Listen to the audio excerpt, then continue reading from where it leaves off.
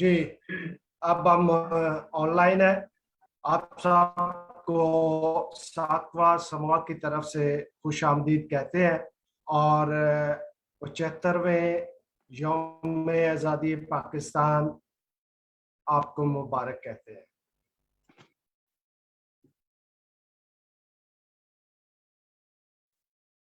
जी, programme का आगाज करते हैं। मैं एक शेर से आगाज करता हूँ। जो वतन से दूर रहते हैं उनकी नजरिए करता हूँ। हम अहले वतन मादरे वतन का विरसा है। हम अहले वतन मादरे वतन का विरसा है। हम इसका हिस्सा इसका किस्सा है। हम इस जमीन का हिस्सा इसका किस्सा है। शुरू करते हैं जी। आज की महफिल जो है वो मुलाकात जनाब रजा शाह के साथ है। उनका हम उनको हम खुशामदीद कहते हैं। अगर गुफ्तगू में थोड़ी सी कंफ्यूजन है तो माज़रत चाहता हूँ, क्योंकि मैं काफ़ी डिस्टर्ब हुआ हूँ। प्रोग्राम नेटवर्क का वो थोड़ा सा प्रॉब्लम दिया है उसने, आवाज़ का और तस्वीर का भी। तो आपसे एक बार फिर माज़रत का। तो आज का प्रोग्राम जनाब रजा उल हक शाह साहब के बारे में है। उनसे मुलाकात के लिए है। आप सबको उस प्रोग्राम में खुश आमदीद कहते हैं। हमारे साथ जो इस वक्त जुड़े हुए हैं वो साहिब महफिल जनाब रजा उल हक शाह साहब हैं। वो इटली में अरसा दराज से मकीम है, पंजाबी शायर हैं। उनकी 2 कुतब आ चुकी हैं। एक का नाम कल्ला मैं मंसूर और दूसरी मेरे वतना तो आया है। 2 किताबें हैं और बहुत आला अदब तख्लीक किया है इन्होंने। बड़ी अच्छी शायरी है और इटली के इटली में काफ़ी नामवर और जाने पहचाने जाते हैं। और इसके साथ ही उर्दू अदब जहाँ जहाँ पढ़ा लिखा या पंजाबी अदब पढ़ा लिखा जाता है उसमें इनकी शायरी के बगैर और जो महफिलें होती हैं इटली में ख़ास तौर पे अदबी महफिलें, सकाफ़ती महफिलें, उनमें इनका बहुत बड़ा हिस्सा है, इनका बड़ा किरदार है। और हल्का अदब व सकाफ़त इटली के ये बानी भी हैं और चेयरमैन भी हैं।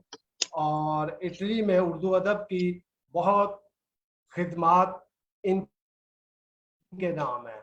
इसके साथ ही मैं थोड़ा सा तारफ़ कराता चलूँ अपने दोस्तों का जो शरीके महफिल हैं।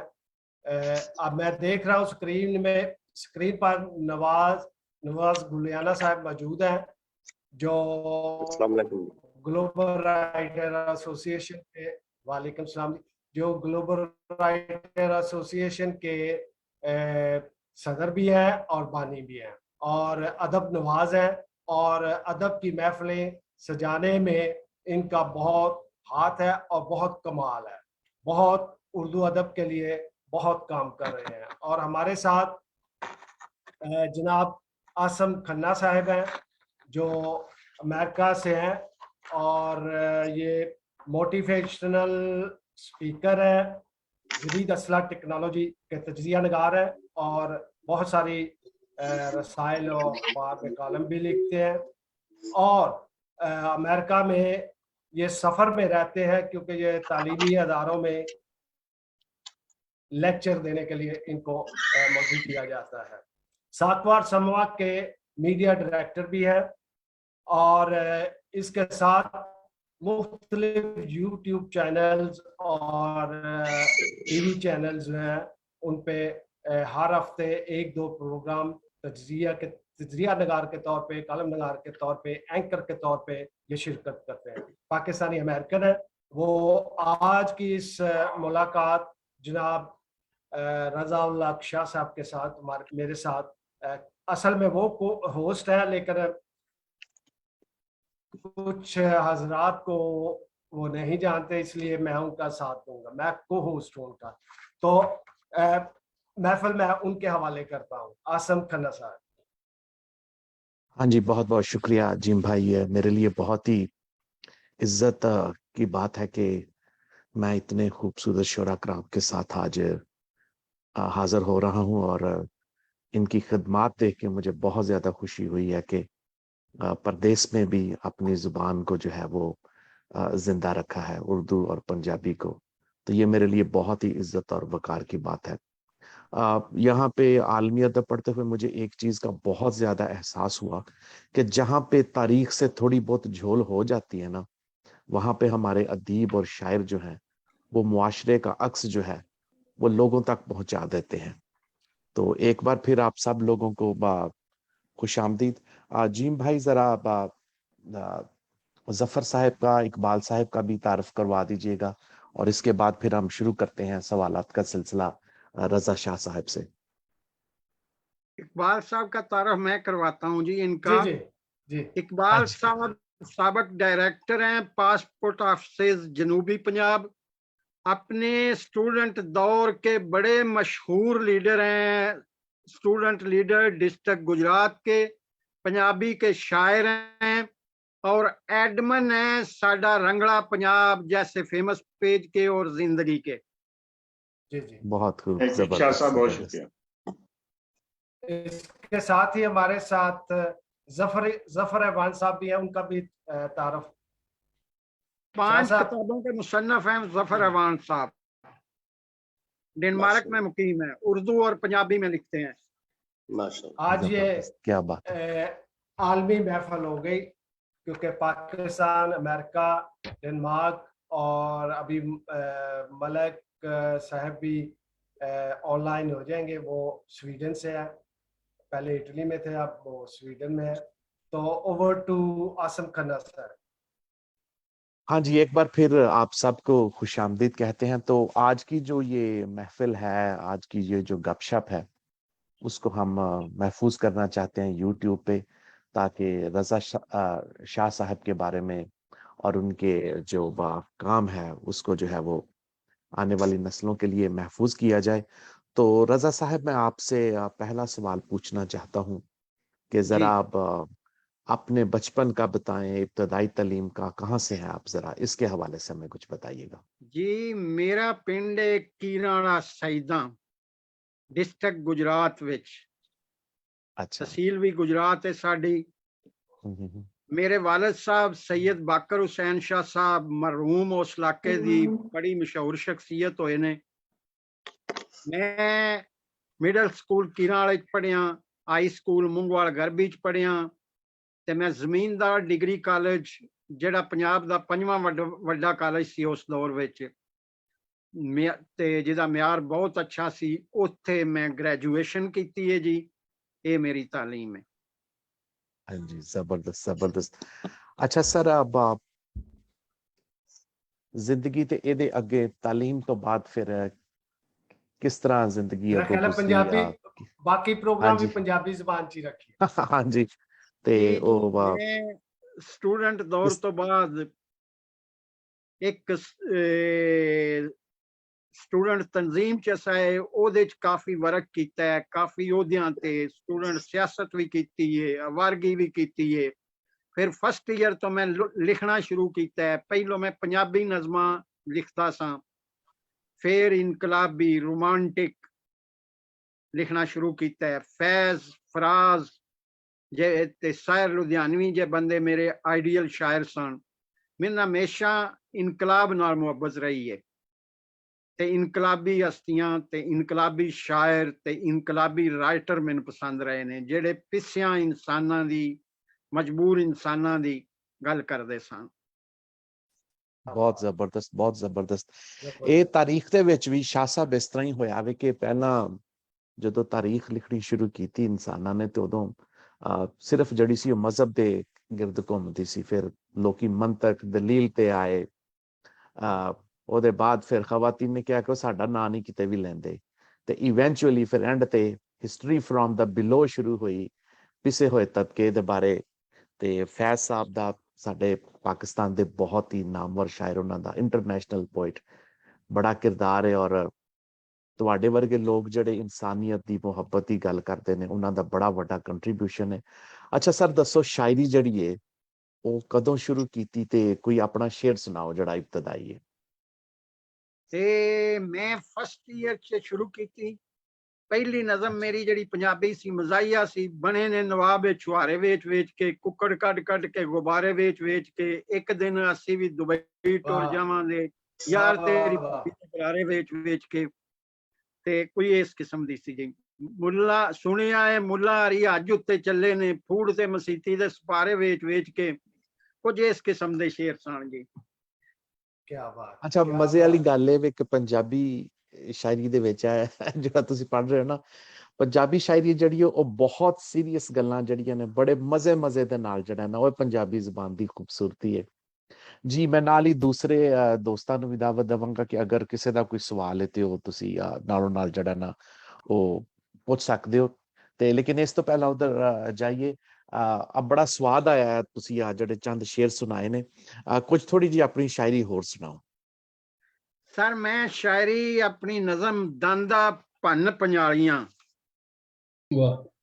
ਦੰਦਾ ਭੰਨ ਪੰਜਾਲੀਆਂ ਤੇ ਤੋੜ ਜ਼ੁਲਮ ਦੀ ਹੱਲ, ਤੇਰੇ ਬਰਛੇ ਸਿੰਘ ਨੁਕੇਲੜੇ ਜੋ ਬਾਜ਼ੀ ਪਲਟਣ ਪਲ, ਕੇ ਜ਼ੋਰ ਬਗੀਲਿਆ ਤੇ ਜਿਉਂ ਸਮੁੰਦਰ ਠੱਲ, ਤੇਰੀ ਏਕੀ ਛੜ ਮਚਾਵਣੇ ਸ਼ਾਹ ਮਹਿਲਾਂ ਵਿੱਚ ਤਰਥਲ, ਅਜ਼ਲਾਂ ਦਿਆ ਕੁੱਟਿਆ ਫੰਡਿਆ ਤੂੰ ਅੱਜ ਖੁਦਾ ਜਾ ਚੱਲ, ਨਹੀਂ ਤੇ ਜੀਵਨ ਜੋਤਰੇ ਤੇ ਸਦਾ ਗੁਲਾਮੀ ਟਲ, ਦੰਦਾ ਭੰਨ ਪੰਜਾਲੀਆਂ ਤਿੰਨ ਕੋਈ ਨਹੀਂ ਛੱਡਣਾ ਹਾਲੀਆਂ, ਤੇਰੇ ਗੁੱਜੇ ਰੋਗ ਨੇ ਚੀਕਦੇ, ਤੇਰੇ ਸਿਰ ਤੇ ਰਾਤਾਂ ਕਾਲੀਆਂ, ਜਿਹੜੇ ਤੈਨੂੰ ਸੱਜਣ ਜਾਪਦੇ ਉਹਨਾਂ ਤੈਨੂੰ ਨੱਥਾਂ ਮਾਰੀਆਂ, ਦੰਦਾ ਭੰਨ ਪੰਜਾਲੀਆਂ। वाह जी वाह, वाह शाह साहब क्या बात है। दूसरी नज़म है मेरी बेगाने पुत्र। वाह बेगाने पुत्र जी। ਅਸੀਂ ਉਹ ਬੇਗਾਨੇ ਪੁੱਤਰ ਸਾਂ ਜੋ ਰੋਜ਼ ਉਲਾਣੀਆਂ ਮੰਜੀਆਂ ਤੇ ਜੀਵਨ ਦੀ ਰਾਤ ਟਪਾਉਂਦੇ ਰਹੇ, ਜੋ ਰੋਜ਼ ਹੀ ਟੁੱਟੀਆਂ ਜੁੱਤੀਆਂ ਨੂੰ ਮੋਚੀ ਦੇ ਕੋਲੋਂ ਗਡਾਉਂਦੇ ਰਹੇ। ਅਸੀਂ ਉਹ ਬੇਗਾਨੇ ਪੁੱਤਰ ਸਾਂ ਜੋ ਝੂਠੇ ਸ਼ੋਰੇ ਪੀਵਣ ਲਈ ਜੰਨਾਂ ਦੇ ਪਿੱਛੇ ਭੱਜਦੇ ਰਹੇ, ਲੰਗਰਾਂ ਤੋਂ ਟੁੱਕਰ ਲੱਭਦੇ ਰਹੇ। ਅਸੀਂ ਉਹ ਬੇਗਾਨੇ ਪੁੱਤਰ ਸਾਂ ਜੋ ਟਵਿਆਂ ਦੇ ਰੁਜ਼ਗਾਰਾਂ ਲਈ ਸੜਕਾਂ ਤੇ ਧੱਕੇ ਖਾਂਦੇ ਰਹੇ, ਜੋ ਤਨ ਦੀ ਦੁਨੀਆ ਕੱਜਣ ਲਈ ਲੋਕਾਂ ਦੇ ਲੱਥੇ ਪਾਉਂਦੇ ਰਹੇ। ਅਸੀਂ ਉਹ ਬੇਗਾਨੇ ਪੁੱਤਰ ਸਾਂ ਜੋ ਉਜੜੇ ਵਾੜੇ ਲੱਭਦੇ ਰਹੇ, ਲਾ ਵਾਰਸ ਬੇਰੀ ਚੜਦੇ ਰਹੇ। ਅਸੀਂ ਉਹ ਬੇਗਾਨੇ ਪੁੱਤਰ ਸਾਂ ਜੋ ਕੁੱਟੋ ਰੋਟੀ ਖਾਂਦੇ ਰਹੇ, ਜੋ ਸੱਤੂ ਖਾਂਦੇ ਰਹੇ, ਔਖਾਂ ਦੇ ਵਕਤ ਟਪਾਉਂਦੇ ਰਹੇ ਤੇ ਲਿਖ ਕੇ ਜੀਂਦੇ ਰਹੇ ਤੇ ਸਬਰ ਦੇ ਮੌਰੇ ਪੀਂਦੇ ਰਹੇ। ਉਹ ਬੇਗਾਨੇ ਪੁੱਤਰ ਸਾਂ ਜੋ ਪਾਟੀ ਖੇਸੀ ਲੈ ਕੇ ਤੇ ਪੋਹੇ ਦੇ ਪਾਲੇ ਕੱਢਦੇ ਰਹੇ, ਜੋ ਮੁੰਦਰਾਂ ਚੂੰਡ ਕੇ ਖਾਂਦੇ ਰਹੇ, ਤੇ ਪੱਠੇ ਵੱਢਦੇ ਰਹੇ, ਜੋ ਦੰਦ ਦੀਆਂ ਜ਼ਾਲਮ ਦਰਦਾਂ ਲਈ। ਅਸੀਂ ਉਹ ਬੇਗਾਨੇ ਪੁੱਤਰ ਸਾਂ ਜੋ ਦੰਦ ਦੀਆਂ ਜ਼ਾਲਮ ਦਰਦਾਂ ਲਈ ਇੱਕ ਗੋਲੀ ਲਈ ਵੀ ਤਰਸੇ ਸਾਂ, ਜੋ ਕੰਨ ਦੀਆਂ ਮਾਰੂ ਪੀੜਾਂ ਤੋਂ ਅੱਧ ਮੋਏ ਹੋ ਕੇ ਡਿੱਗ ਪਏ ਸਾਂ। ਅਸੀਂ ਉਹ ਬੇਗਾਨੇ ਪੁੱਤਰ ਸਾਂ। वाह वाह वाह, क्या कहने, क्या कहने, वाह वाह वाह शाह साहब क्या बात है, क्या बात है, बहुत खूब, बहुत ही खूबसूरत। और सुनाए सर। वाह हाँ जी, हाँ जी एक और सुनाओ। जी सुनाओ मजीद जी। हाँ जी हाँ जी हाँ जी, एक और सुनाओ फिर आगे प्रोग्राम शुरू कर। शादी पब्लिसिटी सुना दियो। सर मजाकिया नहीं शाह जी आज अपनी हाँ जी, मर्जी कोई दे मजाक नाल या कोई रोमांटिक भी सुनाओ। जी अपनी शाह जी अगर ਅਸੀਂ ਫਰਮਾਇਸ਼ ਕਰ ਸਕਦੇ ਆ जी ਆਪਣਾ ਜ਼ਰਾ ਰੋਮਾਂਟਿਕ ਅੰਗ ਜਿਹੜਾ ਹੈ ਉਹ ਵੀ ਦੇ ਦਿਓ।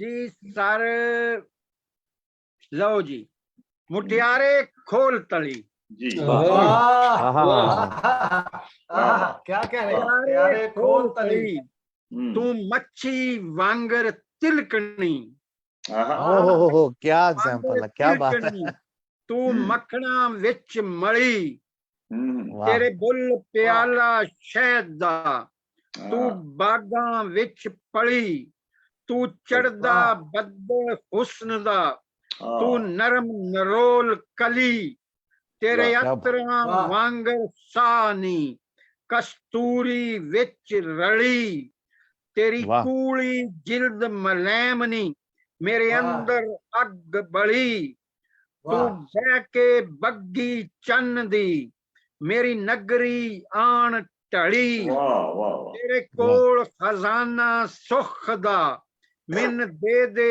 एक पली तेरे कोल दियूं है वाह, जापदा मुटियारे खोल वाह। तली वाह वाह वाह वाह शाह जी क्या वाह बात है। तेरे कोल दियों में जापदा बहुत खूब, मुटियारे बहुत खोल मुटियारे खोल तली हाँ हाँ हाँ जी, वाह जी। वाह वाह क्या बात। अच्छा मजा आ ਗਿਆ ਹਰ ਸ਼ੇਰ ਦੇ ਵਿੱਚ ਜਿਹੜਾ ਨਾ ਇੱਕ ਨਵੀਂ ਅਲਾਮਤ ਨया हाँ ਸਿੰਬਲਿਜ਼ਮ ਜਿਹੜਾ ਹੈ ਉਹ ਯੂਜ਼ ਕੀਤਾ कमाल ਜ਼ਬਰਦਸਤ। कमाल ਹਾਂਜੀ ਪ੍ਰੋਗਰਾਮ ਦੇ ਦੂਸਰੇ ਹਿੱਸੇ ਵੱਲ ਵਧਦੇ ਹਾਂ ਹੁਣ।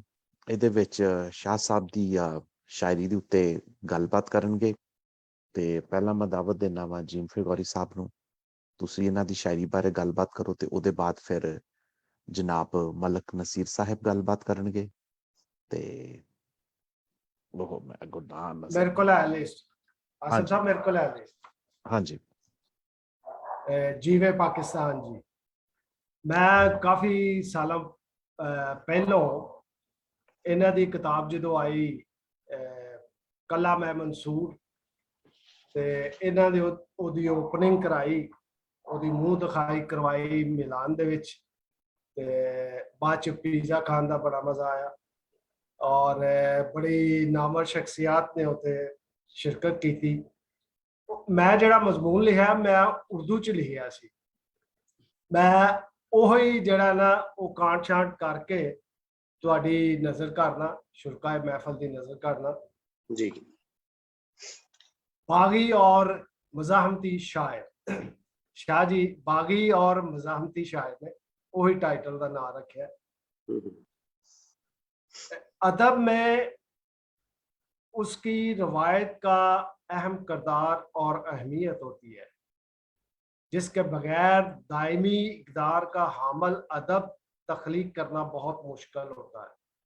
हमारे यहाँ रवायत पसंदी को कुछ लोग पसंद नहीं करते और दलील ये देते हैं कि अदब तख्लीक करने के लिए रवायत के हसार को तोड़कर बाहर निकलना ज़रूरी है ताकि बदलती हुई ज़िंदगी के हालात और मशाहदात इस अंदाज में अल्फाज की सूरत में पेश किए जाएं कि असर हाज़र की नई मानवियत पैदा हो जाए।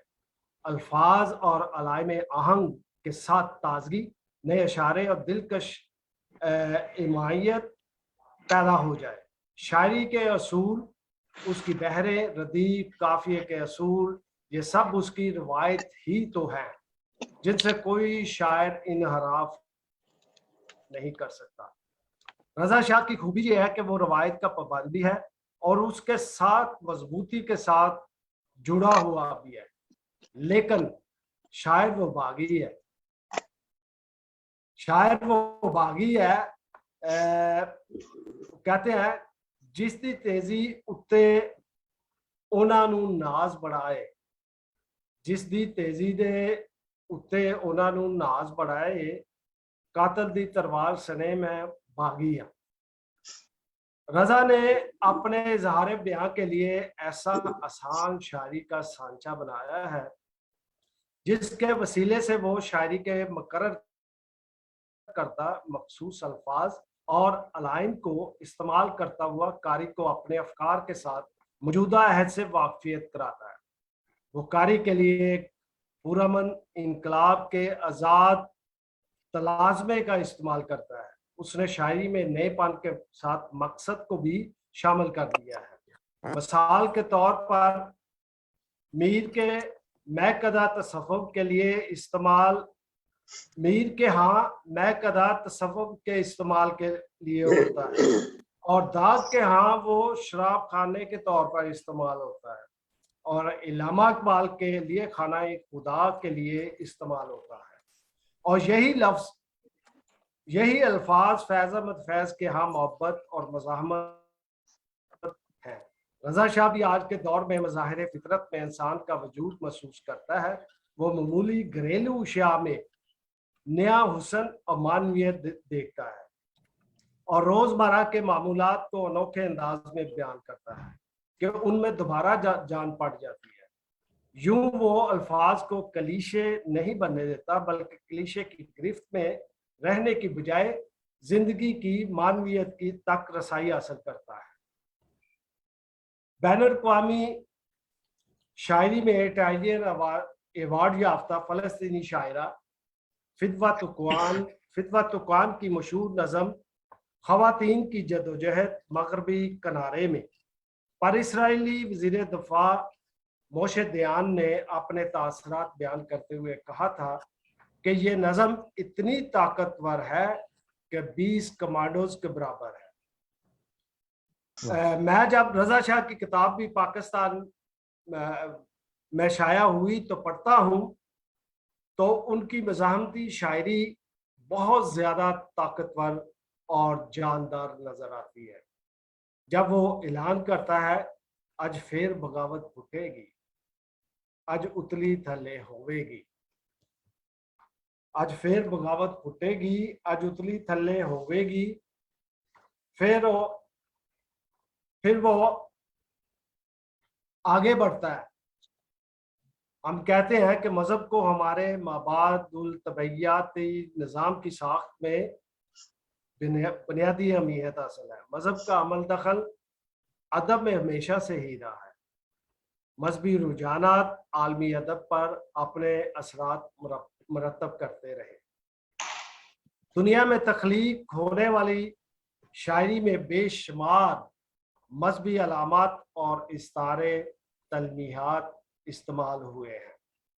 यही मैं कहना चाहता हूँ कि रज़ा शाह की शायरी की सिर्फ जो बहुत कम शोरा में पाई जाती है वो है कायनात में फैले मज़ाहिर की इक्कासी और वो बिला इम्तियाज रंग व नस्ल और मज़हब सबको दावत देता है कि आओ अमन इंसाफ और मोहब्बत का बोल बाला करने के लिए जालिम के आगे सर झुकाने की बजाय मज़ाहमत करें ताकि बेकस और कुचले लोग आज़ादी का सूरज देख सकें और दुनिया में अमन का राज हो।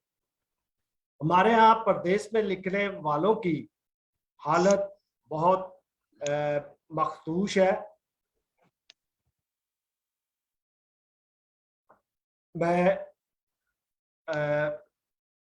मैंने थोड़ी सी काट छाट की है, वो नीचे पैरा चला गया उसके लिए कहते हैं प्रदेश में लिखने वालों की हालत बहुत मखदूश है। इस नाजुक सूरत हाल में रज़ा शाह की शायरी के दोनों मजमूए कल्ला में मंसूर और मेरे वतना तो आया है बड़े बेसाख्ता से फिक्रे हैं और बड़े अच्छे मौजूआत लगते हैं जो अपनी तरफ कारी को मुतवज्जो करते हैं। ये दोनों किताबें झील के ठहरे पानी में उतरने वाले एक नायाब परिंदे की मानत है जिसके पैरों और परों की हरकत से पानी में अरताश पैदा होता है जो बेशुमार दायरों को जन्म देता है और ये दायरे झील के किनारे तक फैलते हैं और उनकी बाज़गश्त रज़ा शाह की शायरी की बाज़गश्त उर्दू अदब ने देर तक सुनाई देती रहेगी। आखिर में उनकी वतन से मोहब्बत का इजहार का ये पहलू भी मुलाजा कीजिए। जिंदा पाकिस्तान रवेदा, बुल्ले शादे बोल रवंदे, प्यार दे जद ढोल रवणगे प्यार दे बाजे ढोल ਵਜਦੇ रवणगे ਢੋਲ ਰਵਣਗੇ। साडा ये मान रवेगा जिंदा पाकिस्तान रहेगा। बहुत शुक्रिया। मैं जल्दी में और आपसे एक बार फिर माजरत चाहता हूँ कि मुझे मुख्तसर मजमून करना पड़ा, कुछ पैरे मुझे काटने पड़े क्योंकि टेक्निकल वजूहात की वजह से कुछ देर से प्रोग्राम शुरू हुआ। मेरे साथ मौजूद हैं जनाब मोहम्मद नवाज गुलियाना साहब जो ग्लोबल राइटर एसोसिएशन के चेयरमैन भी हैं, अफगानी भी हैं, सदर भी हैं। उनसे दरख्वास्त है कि इनका दरीना दोस्ती रही है और अब भी है और आपस में बहुत से प्रोग्राम इन्होंने जॉइंट इवेंट के तौर पे किए हैं। उनसे दरख्वास्त है कि वो शाह साहब के बारे में क्या कहना चाहते हैं। जी, बिस्मिल्लाहिर्रहमानिर्रहीम। रज़ाउल्लाह शाह साहब किसी से छुपे शायर नहीं है, वो तो पंजाबी के इटली में अच्छा गल पंजाबी च करनी है, मैं जरा उर्दू तो स्टार्ट ले लिया। बस उर्दू की आदत पै गई है हालांकि इटली दे विच पंजाबी जी इटली दे विच पंजाबी दे वाहिद शायर ने जिहड़ी इन्नी अच्छी शायरी बोलदे ने। मैं 15-20 साल तो रज़ा शाह साहब नाल चलना पिया, इकट्ठियां काम कीता असीं हलका गुस्ताखो दे विच। ये बानी सदर सन, मैनूं चेयरमैन बनाया सी इन्हां ने ते साडे जिन्ने प्रोग्राम होए ने इकट्ठे सारे रज़ा शाह साहब ने ही अरेंज कीते ने, वही लिखे ने इन्हां ने ही स्टेज सैकटरी दे प्राइज अंजाम दिते ते इन्हां ने ही ऑर्गेनाइज कीते और इन्हें ने अच्छे प्रोग्राम किए ने जिहदे विच अमजद इस्लाम अमजद, अताला कासमी और वसी शाह, मलक नसीर साहब सन नाल ते बड़े अच्छे मतलब शख्सियात जिहड़ियां ने इन्हां ने बुलाइयां ने इटली दे विच और मुतारफ कराइयां ने इटली दे विच। ते मैं पिछले दिन भी एक बंदे नाल गल पे करदे सां कि साडे कोल पंजाबी दे शायर अगर हैन ने पूरे इटली दे विच ते दो बंदे ने, एक शरीफ चीमा ते एक रज़ा शाह साहब। ते रज़ा शाह साहब दियां चूंकि 2 किताबां भी आ चुकियां ने ते चीमा साहब दी हली कोई किताब नहीं है, भी वो लिखते ने अखबार ते उन्हां दा आंदा है या फेसबुक ते आंदा है ते बाकी उन्हां दी किताब कोई नहीं है। ते एले जिस तरह तुसीं कह सकते हो कि एले किताब शायर जिहड़े ने साडे कोल सिर्फ शाह होरी ने पूरे इटली विच ते बहुत अच्छी शख्सियत ने। जदों भी मिले ने हस के खुश ते अज भी सुबह मुलाकात हुई है कौंसलेट दे विच इकट्ठे सां। 14 अगस्त का प्रोग्राम सी, उत्थे शाह साहब भी आए सन। जी हाँ, ते अल्लाह ताला इन्हां नूं मजीद तरक्की दे ते कामयाबी दे। इसे तरह ही साडे वास्ते नवे शेर जिहड़े ने बोलदे रहन ते पंजाबी दी खिदमत इस तरह ही करते रहन जिस तरह के इन्हां ने अज तक की है। बल्कि एक दफा ताला कासमी ने ते इन्हां नूं हबीब जालब दा खिताब दिता सी कि ये पंजाबी दे हबीब जालब ने। ते मैं अपनी तरफों बहुत सारियां नेक ख्वाहिशात जिहड़ियां ने इन्हां वास्ते और बहुत सारियां दुआवां जनाब। ते इंशाअल्लाह मेरा और साडे सारे साथियों का तावन भी शाह साहब दे नाल है ते अल्लाह ताला इन्हां नूं मजीद कामयाब करे। बहुत शुक्रिया गौरी साहब, बहुत शुक्रिया जी। ये थे मोहम्मद नवाज गुलियाना साहब। मैं महमूद असगर साहब को देख रहा हूँ, को खुशामदीद कहता हूँ और यौम आज़ादी पाकिस्तान मुबारक कहता हूँ। बहुत मुबारक हो जी आपको भी यौम आज़ादी और बहुत शुक्रिया। इससे पहले कि मैं ज़फ़र इवान साहब और शाहिद इकबाल शाहिद बुराई साहब की तरफ चलूँ, मैं स्वीडन चलते हैं मलक नसीर अहमद की तरफ कि वो दरीना दोस्ती और शाह साहब के साथ इकट्ठे काम किया है। उन्होंने बहुत से प्रोग्राम किए आलमी सतह पर और नामवर शख्सियात को मदऊ किया और उसके अलावा हल्का मुस्काफत के ये रुए रवां थे। तो मैं दरख्वास्त करता हूँ मलक नसीर साहब से कि वो मलक साहब शाह साहब की शायरी के बारे में हमें कुछ बताएं। माइक खोल लें। जी अस्सलाम वालेकुम, आवाज आ रही है? वाले जी जी बिल्कुल वालेकुम आ रहे हैं। सलाम। जी जी जी, बहुत शुक्रिया गौरी साहब, आपने बहुत ही खूबसूरत शख्स के लिए, खूबसूरत इंसान के लिए एक बहुत ही खूबसूरत प्रोग्राम का ये इनेकाद किया। और रज़ा शाह यकीनन हम दोस्तों में से वो हमारा लीडर है शायरी के हवाले से, कि हमने, बल्कि मेरे लिए तो मैं समझता हूँ कि मेरी ते शायरी दी गंढ है। मैं इन्होंने शाह साहब ਨੂੰ कहना ਤੁਸੀਂ ਮੇਰੀ ਸ਼ਾਇਰੀ ਦੀ ਗੰਢ ਹੋ, ਉਹ ਇਸ ਵਾਸਤੇ ਕਿ ਮੈਂ ਪਾਕਿਸਤਾਨ ਜਦੋਂ ਛੱਡਿਆ ਹੈ ਉਸ ਤੋਂ ਬਾਅਦ 3 ਸਾਲ ਮੇਰੇ ਕੋਲ ਕੁਝ ਨਹੀਂ ਲਿਖਿਆ ਗਿਆ, ਔਰ ਜਦੋਂ ਸ਼ਾਹ ਸਾਹਿਬ ਨਾਲ ਮੇਰੀ ਮੁਲਾਕਾਤ ਹੋਈ ਹੈ ਉਸ ਤੋਂ ਬਾਅਦ ਫਿਰ ਦੁਬਾਰਾ ਮੇਰੇ ਲਿਖਣ ਵਾਲਾ ਜਿਹੜਾ ਪ੍ਰੋਸੈਸ ਹੈ ਸ਼ੁਰੂ ਹੋਇਆ, ਤੇ ਮੇਰੀ ਜਿਹੜੀ ਸ਼ਾਇਰੀ ਟੁੱਟੀ ਸੀ ਉਹਦੇ ਗੰਢ ਦਾ ਕਿਰਦਾਰ ਰਜ਼ਾ ਸ਼ਾਹ ਨੇ ਅਦਾ ਕੀਤਾ। ਔਰ ਮੇਰੇ ਵਾਸਤੇ ਰਜ਼ਾ ਸ਼ਾਹ ਸਾਹਿਬ ਦੇ ਬਾਰੇ ਗੱਲ ਕਰਨਾ ਬਹੁਤ ਹੀ ਆਸਾਨ ਵੀ ਹੈ ਔਰ ਇੰਤਹਾਈ ਮੁਸ਼ਕਿਲ ਵੀ ਹੈ। ਆਸਾਨ ਇਸ ਵਾਸਤੇ ਕਿ ਸਾਡਾ ਇੱਕ ਤਵੀਲ ਸਫ਼ਰ ਹੈ ਰਜ਼ਾ ਸ਼ਾਹ ਦਾ ਤੇ ਮੇਰਾ। ਮੈਂ ਉਹਨਾਂ ਨੂੰ ਬਿਲਕੁਲ ਆਪਣੇ ਭਾਈਆਂ ਦੀ ਤਰ੍ਹਾਂ ਸਮਝਣਾ ਔਰ ਮੰਨਦਾ, ਔਰ ਮੇਰੇ ਵਾਸਤੇ ਬੜੇ ਕਾਬਿਲ ਇੱਜ਼ਤ ਨੇ, ਤੇ ਭਰਾਵਾਂ ਦੀ ਗੱਲ ਕਰਨੀ ਕੋਈ ਔਖੀ ਗੱਲ ਨਹੀਂ ਹੁੰਦੀ। ਲੇਕਿਨ ਮੈਂ ਜਦੋਂ ਉਹਨੂੰ ਐਜ਼ ਅ ਸ਼ਾਇਰ ਵੇਖਣਾ, ਉਹਦੀ ਉਰਦੂ ਪੰਜਾਬੀ ਦੇ ਅੰਦਰ ਉਸ ਬੰਦੇ ਦੀ ਜਿਸ ਤਰ੍ਹਾਂ ਨੇ ਉਸਨੇ ਮਤਲਬ ਉਹ ਅਲਫਾਜ਼ ਵੀ ਚੁੱਕ ਕੇ ਆਪਣੀ ਸ਼ਾਇਰੀ ਦੇ ਖੂਬਸੂਰਤੀ ਦੇ ਇਜ਼ਾਫਾ ਕੀਤਾ ਕਿ ਜਿਹੜੇ ਬਿਲਕੁਲ ਸੁਣਨ ਨੂੰ ਨਹੀਂ ਸਨ ਮਿਲਦੇ, ਔਰ ਉਹਦਾ ਅਸਲੂਬ, ਉਹਦਾ ਤਖਯਲ ਔਰ ਉਹਦਾ ਜਿਹੜੀ ਮਤਲਬ ਲਹਿਜਾ ਹੈ ਪੰਜਾਬੀ ਦਾ, ਜਿਸ ਤਰ੍ਹਾਂ ਤੁਸੀਂ ਨਵਾਜ਼ ਗੁਲਿਆਰ ਸਾਹਿਬ ਕਹਿ ਰਹੇ ਸਨ ਕਿ ਹਬੀਬ ਜਾਲਬ ਇੱਕ ਪਾਸੇ ਤੇ ਹਬੀਬ ਜਾਲਬ ਨੇ, ਤੇ ਦੂਜੇ ਪਾਸੇ ਉਹਨਾਂ ਕੋਲ ਜ਼ਨਾਨੀਆਂ ਦੀ ਲੜਾਈ, ਉਹਨਾਂ ਕੋਲ ਜਨਾਬ ਦੂਸਰਾ ਹਸ਼ਰ ਦੀ ਕਚਹਿਰੀ, ਉਹਨਾਂ ਕੋਲ ਹੋਰ ਇਸ ਤਰ੍ਹਾਂ ਦੀਆਂ ਨਜ਼ਮਾਂ ਨੇ ਜਿਹੜਾ ਵਾਹ ਇਟਲੀ ਮੌਜਾਂ ਲਾਈਆਂ ਨਹੀਂ, ਹੋਰ ਬੇਤਹਾਸ਼ਾਈ ਦੀਆਂ ਨਜ਼ਮਾਂ ਨੇ ਜਿਹੜੀਆਂ ਤੁਸੀਂ ਸੁਣੋਗੇ ਤੇ ਤੁਸੀਂ ਜਿਹੜੀ ਇਹ ਮੁਸਕਰਾਹਟ ਔਰ ਹਾਸੇ ਵਿਖੇੜਦੀ ਹੈ। ਕੱਲਾ ਮੈਂ ਮਨਸੂਰ ਦੇ ਬਾਰੇ ਚ ਮੈਂ ਇੱਕ ਗੱਲ ਦੀ ਤਕਰੀਬਨ ਰੂਨਮਾਈ ਤੇ ਵੀ ਬੜੇ ਵਾਕਿਆਤ ਹੋਏ। ਸ਼ਾਹ ਸਾਹਿਬ ਦੇ ਬਾਰੇ ਤੇ ਮੈਂ ਖੁਦ ਇੱਕ ਕਿਤਾਬ ਲਿਖ ਸਕਦਾ ਵਾਂ, ਜਿਸ ਤਰ੍ਹਾਂ ਦੇ ਮੇਰੇ ਨਾਲ ਇਹਨਾਂ ਦਾ ਸਫ਼ਰ ਰਿਹਾ। ਅਸਾਂ ਬਹੁਤ ਟਰੈਵਲਿੰਗ ਕੀਤੀ ਰਲ ਕੇ, ਔਰ ਬੜੇ ਖੂਬਸੂਰਤ ਔਰ ਬੜੇ ਅੱਛੇ ਵਾਕਿਆਤ ਸਾਡੇ ਨਾਲ, ਬਲਕਿ ਜੀਮ ਗੌਰੀ ਸਾਹਿਬ ਨਾਲ ਅਸਾਂ स्विट्जरलैंड भी गए, एक अदबी और दौरा सी साडा, बड़े अच्छे लोग सन साडे नाल मौजूद।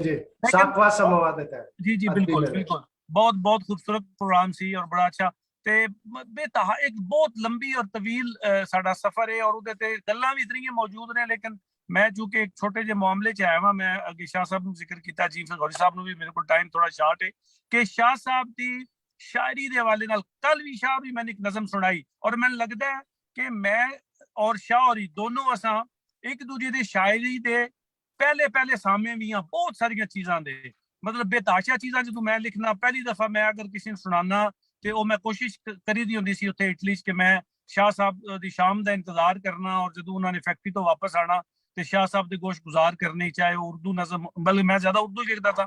इस तरह ही शाह साहब की भी मुहब्बत सी कि जो भी कोई नज़म तखलीकी मराहिल भी ईवन सम टाइम होंदी सी तो मेरे नाल जरूर शेयर करते सन। कल भी एक ताज़ा नज़म उन्हें सुनाई है, भाई क्या कमाल दी नज़म है और क्या खूबसूरती पंजाब दी वंड दे हवाले नाल उन्होंने मैं नज़म सुनाई, और उहदे 2-4 लफज ते उन्होंने बिल्कुल जेड़े मतलब बहुत खत्म हो चुके सन, पंजाबी नहीं सन बोले जा रहे, वो भी इस्तेमाल किए।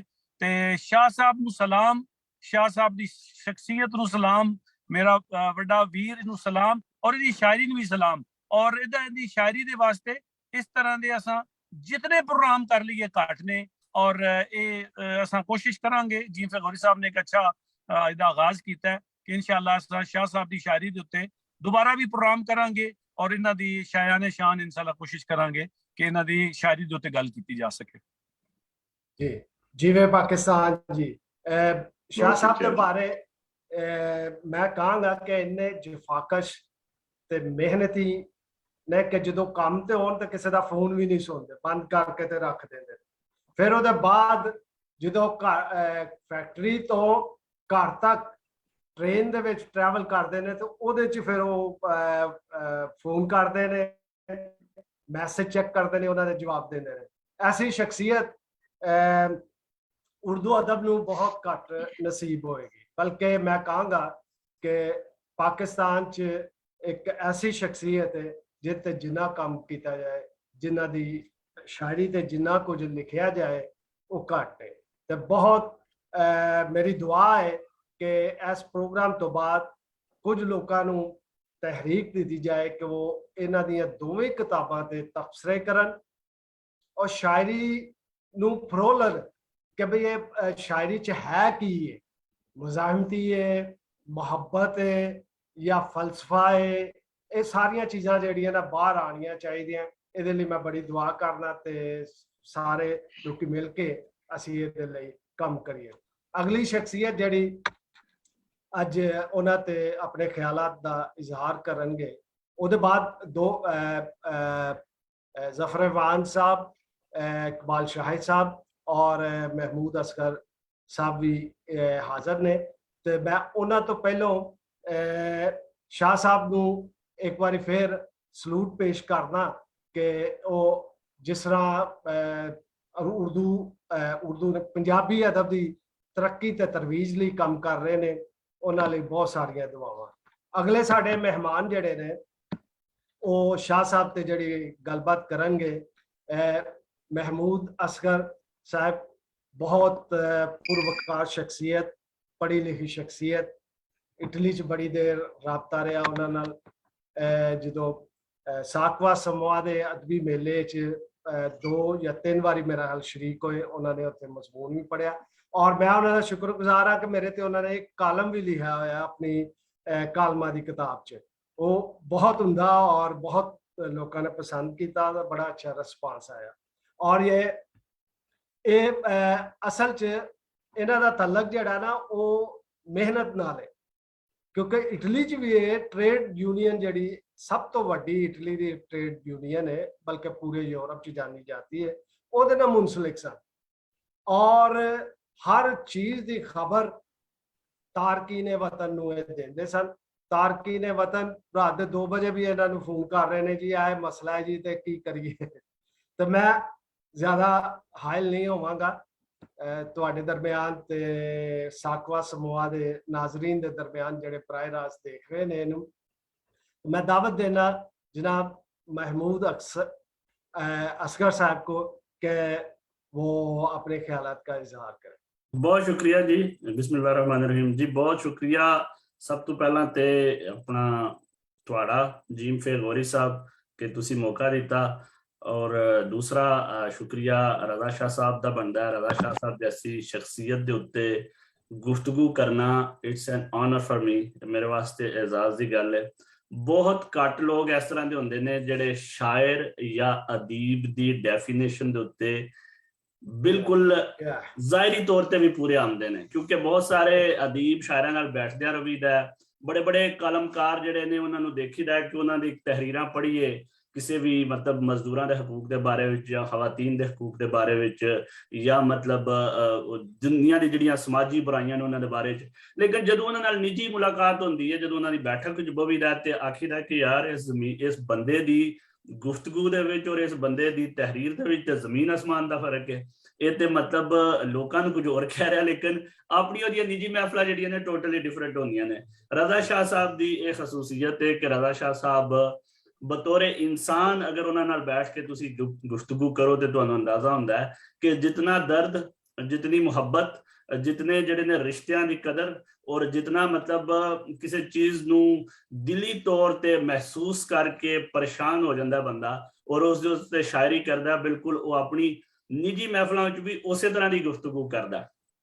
रजा शाह साहब जिहड़े ने वो मेरे नाल पिछले 7-8 साल तू पहला इटली ते मैं रहा तो ऑलरेडी मेरे नाल राबते विच सन। अइए भी अगर कोई उन्होंने मेरी तहरीर पसंद आ जाए या कोई ऐसी गल हो जाए तो बकायदा फोन करके और वो कहते हैं ते राबता करते हैं और बल्कि वो अपन चीज़ों मैनूं भेजते रहते हैं।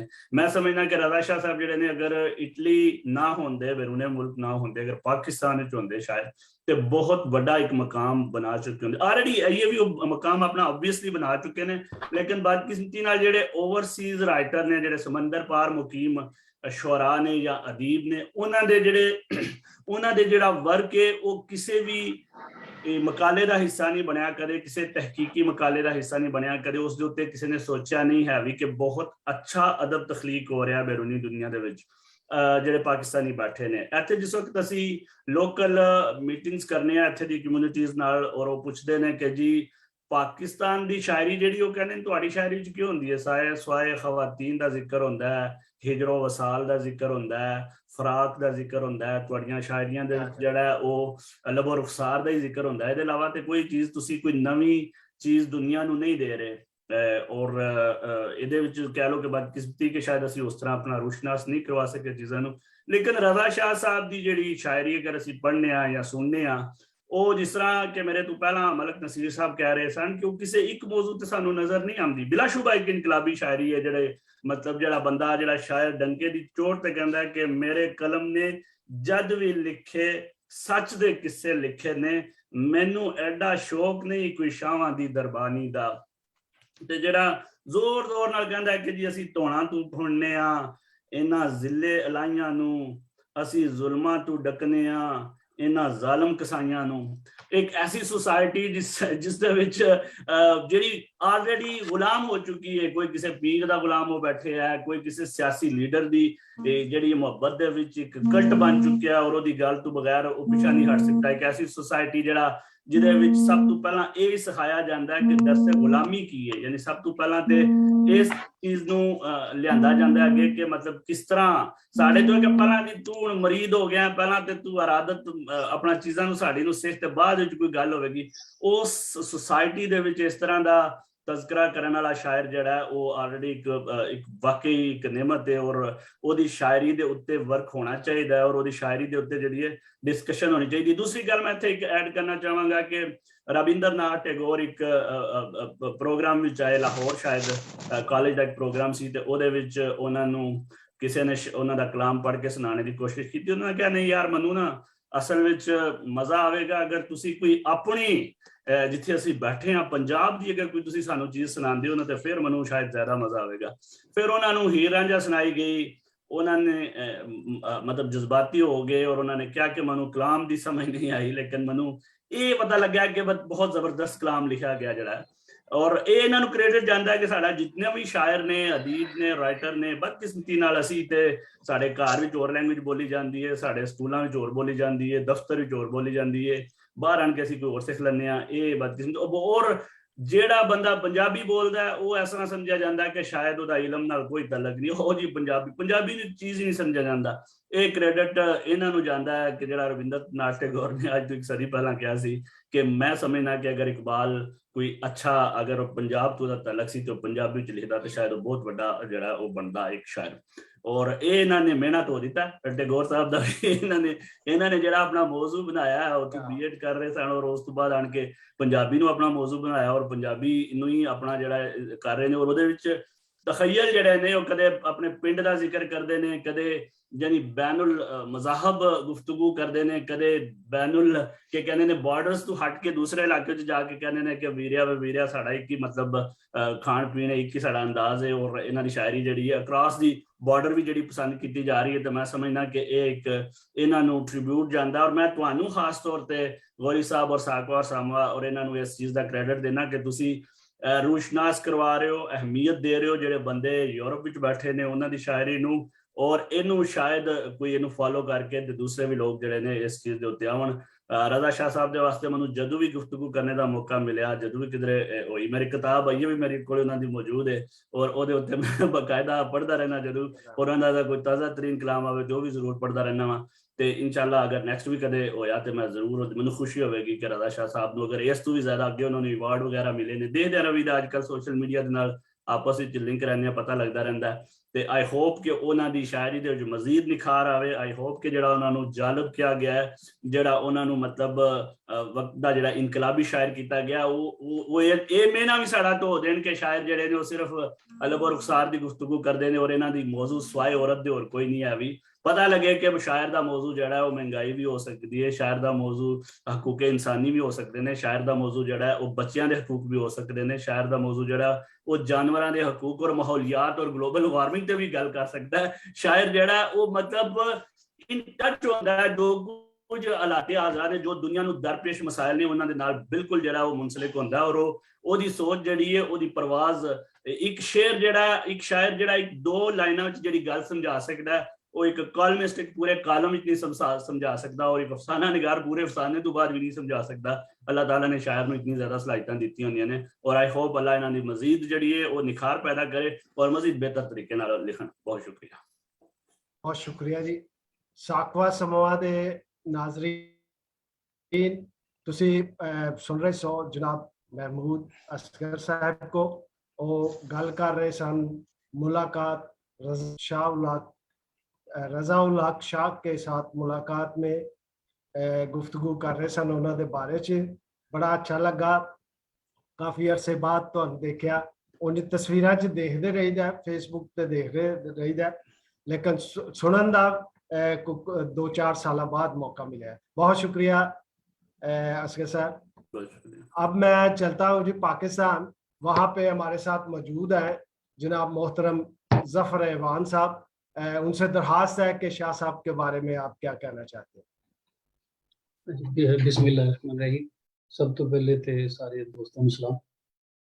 ते मेरा अज ही मैनू कॉल आई शाह साहब की कि अज प्रोग्राम है तुहानू कोई बोलना। मैं बच्चों के नाल बाहर सी ते कोई मजमून तो मेरे को नहीं है, लेकिन अपने दिल दियां कुछ गल्लां करना चाहूँगा उन्होंने बारे च। जी जी। शाह साहब नाल मेरी अज तक जिहड़ी है ना वो फिजिकली मुलाकात नहीं हो सकी, लेकिन साडा राबता फोन ते इस तरह हुंदा है कि रोज़ नहीं तो कम से कम हफ्ते च एक दफ़ा साडी गलबात जरूर होंदी। ते मैं भी उन्हां सामे दे विच हां, उन्हां खुशकिस्मत सामे च हां जिन्हां नूं उन्हां दा कलाम जिहड़ा वो सब तो पहले सुनन नूं नसीब हुंदा। समटाइम्स मैं भी अपना कलाम उन्हां नूं सुणांदा, और कई बारी ते इह हुंदा है कि ਜਦੋਂ ਮੈਨੂੰ ਟਾਈਮ ਬਿਲਕੁਲ ਮੈਨੂੰ ਪਤਾ ਹੁੰਦਾ ਸ਼ਾਹ ਸਾਹਿਬ ਕਦੋਂ ਘਰ ਪਹੁੰਚਣਗੇ, ਅਗਰ ਉਸੇ ਟਾਈਮ ਮੈਂ ਵੀ ਪਹੁੰਚਿਆ ਵਾਂ ਜਾਂ ਮੈਂ ਰਸਤੇ 'ਚ ਆਂ ਤੇ ਕਈ ਵਾਰੀ ਫੋਨ ਮੇਰਾ ਦਿਲ ਉਦਾਸ ਹੋਵੇ ਤੇ ਮੈਂ ਉਹਨਾਂ ਨੂੰ ਫੋਨ ਕਰਦਾ ਕਿ ਸ਼ਾਹ ਜੀ ਅੱਜ ਦਿਲ ਉਦਾਸ ਤੇ ਉਹ 2-4 ਮਿੰਟ ਗੱਲ ਕਰਕੇ ਹੀ ਜਿਹੜਾ ਨਾ ਉਹ ਸਕੂਨ ਮਿਲ ਜਾਂਦਾ। ਬਹੁਤ ਹੀ ਅੱਛੇ ਇਨਸਾਨ, ਸੁੱਚੇ ਤੇ ਮੁਹੱਬਤ ਕਰਨ ਵਾਲੇ ਇਨਸਾਨ, ਔਰ ਹਮੇਸ਼ਾ ਹੌਸਲਾ ਵਧਾਉਣ ਵਾਲੇ ਇਨਸਾਨ। यानी कि अगर कोई नवा लिखण वाला भी होवेगा तो ਉਹਦਾ ਹੌਸਲਾ ਵਧਾਣਗੇ, ਨਾ ਕਿ ਉਹ ਉਹਦੇ ਚੋਂ ਕੋਈ ਕੀੜੇ ਕੱਢੇ ਜਾਣ ਜਾਂ ਉਹਨੂੰ ਕੁਰਾਹੇ ਪਾਇਆ ਜਾਵੇ।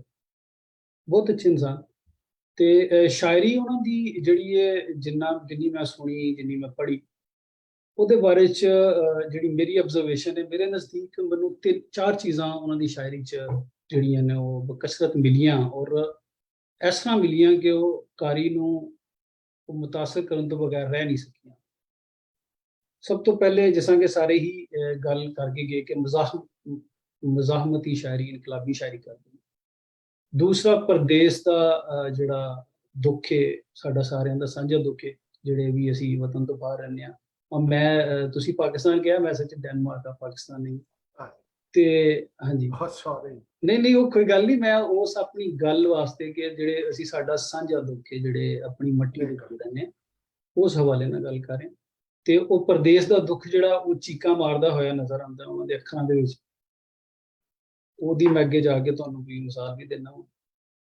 उस तो इलावा पंजाब दी जिहड़ी रत्त है, ਉਹ ਰਹਿਣ ਸਹਿਣ ਜਿਹੜਾ ਕਿ ਪੰਜਾਬ ਦਾ ਸਦੀਆਂ ਤੋਂ ਲੈ ਕੇ ਚੱਲਦਾ ਆ ਰਿਹਾ। ਹਾਲਾਂਕਿ ਕਾਫੀ ਚੀਜ਼ਾਂ ਨੇ ਜਿਹੜੀਆਂ ਸਾਡੇ ਕੋਲ ਗਵਾਚ ਗਈਆਂ ਨੇ, ਜਾਂ ਫਿਰ ਜਿਹੜਾ ਨਵਾਂ ਦੌਰ ਹੈ ਉਹਦਾ ਤਕਾਜ਼ਾ ਹੈ ਕਿ ਹਰ ਚੀਜ਼ ਨੂੰ ਤੁਸੀਂ ਉਸ ਤਰ੍ਹਾਂ ਲੈ ਕੇ ਚੱਲ ਨਹੀਂ ਸਕਦੇ, ਲੇਕਿਨ ਅੱਜ ਵੀ ਉਹ ਕਿਸੇ ਨਾ ਕਿਸੇ ਸ਼ਕਲ 'ਚ ਮੌਜੂਦ ਨੇ ਉਹ ਚੀਜ਼ਾਂ। ਤੇ ਉਹ ਉਹਨਾਂ ਚੀਜ਼ਾਂ ਦਾ ਉਸ ਰਹਿਤਲ ਕੋ ਦੂਰ ਰਹਿਣ ਦੀ ਤਕਲੀਫ ਜਿਹੜੀ ਹੈ ਉਹ ਮੈਨੂੰ ਨਜ਼ਰ ਆਉਂਦੀ ਹੈ ਉਹਨਾਂ ਦੀ ਸ਼ਾਇਰੀ ਦੇ ਵਿੱਚ। ਫਿਰ ਇਸ ਤੋਂ ਬਾਅਦ ਮੁਹੱਬਤ ਜੀ, एक मुहब्बत करने वाला जिहड़ा इंसान है वो जो तहलीक करता है, अगर वो राइटर है तो सारे मुहब्बत वैसे भी सर तुहानूं पता है कि मुहब्बत एक बड़ा वड्डा एक मोटिव है कोई भी अदब तहलीक करने वास्ते, ठीक है।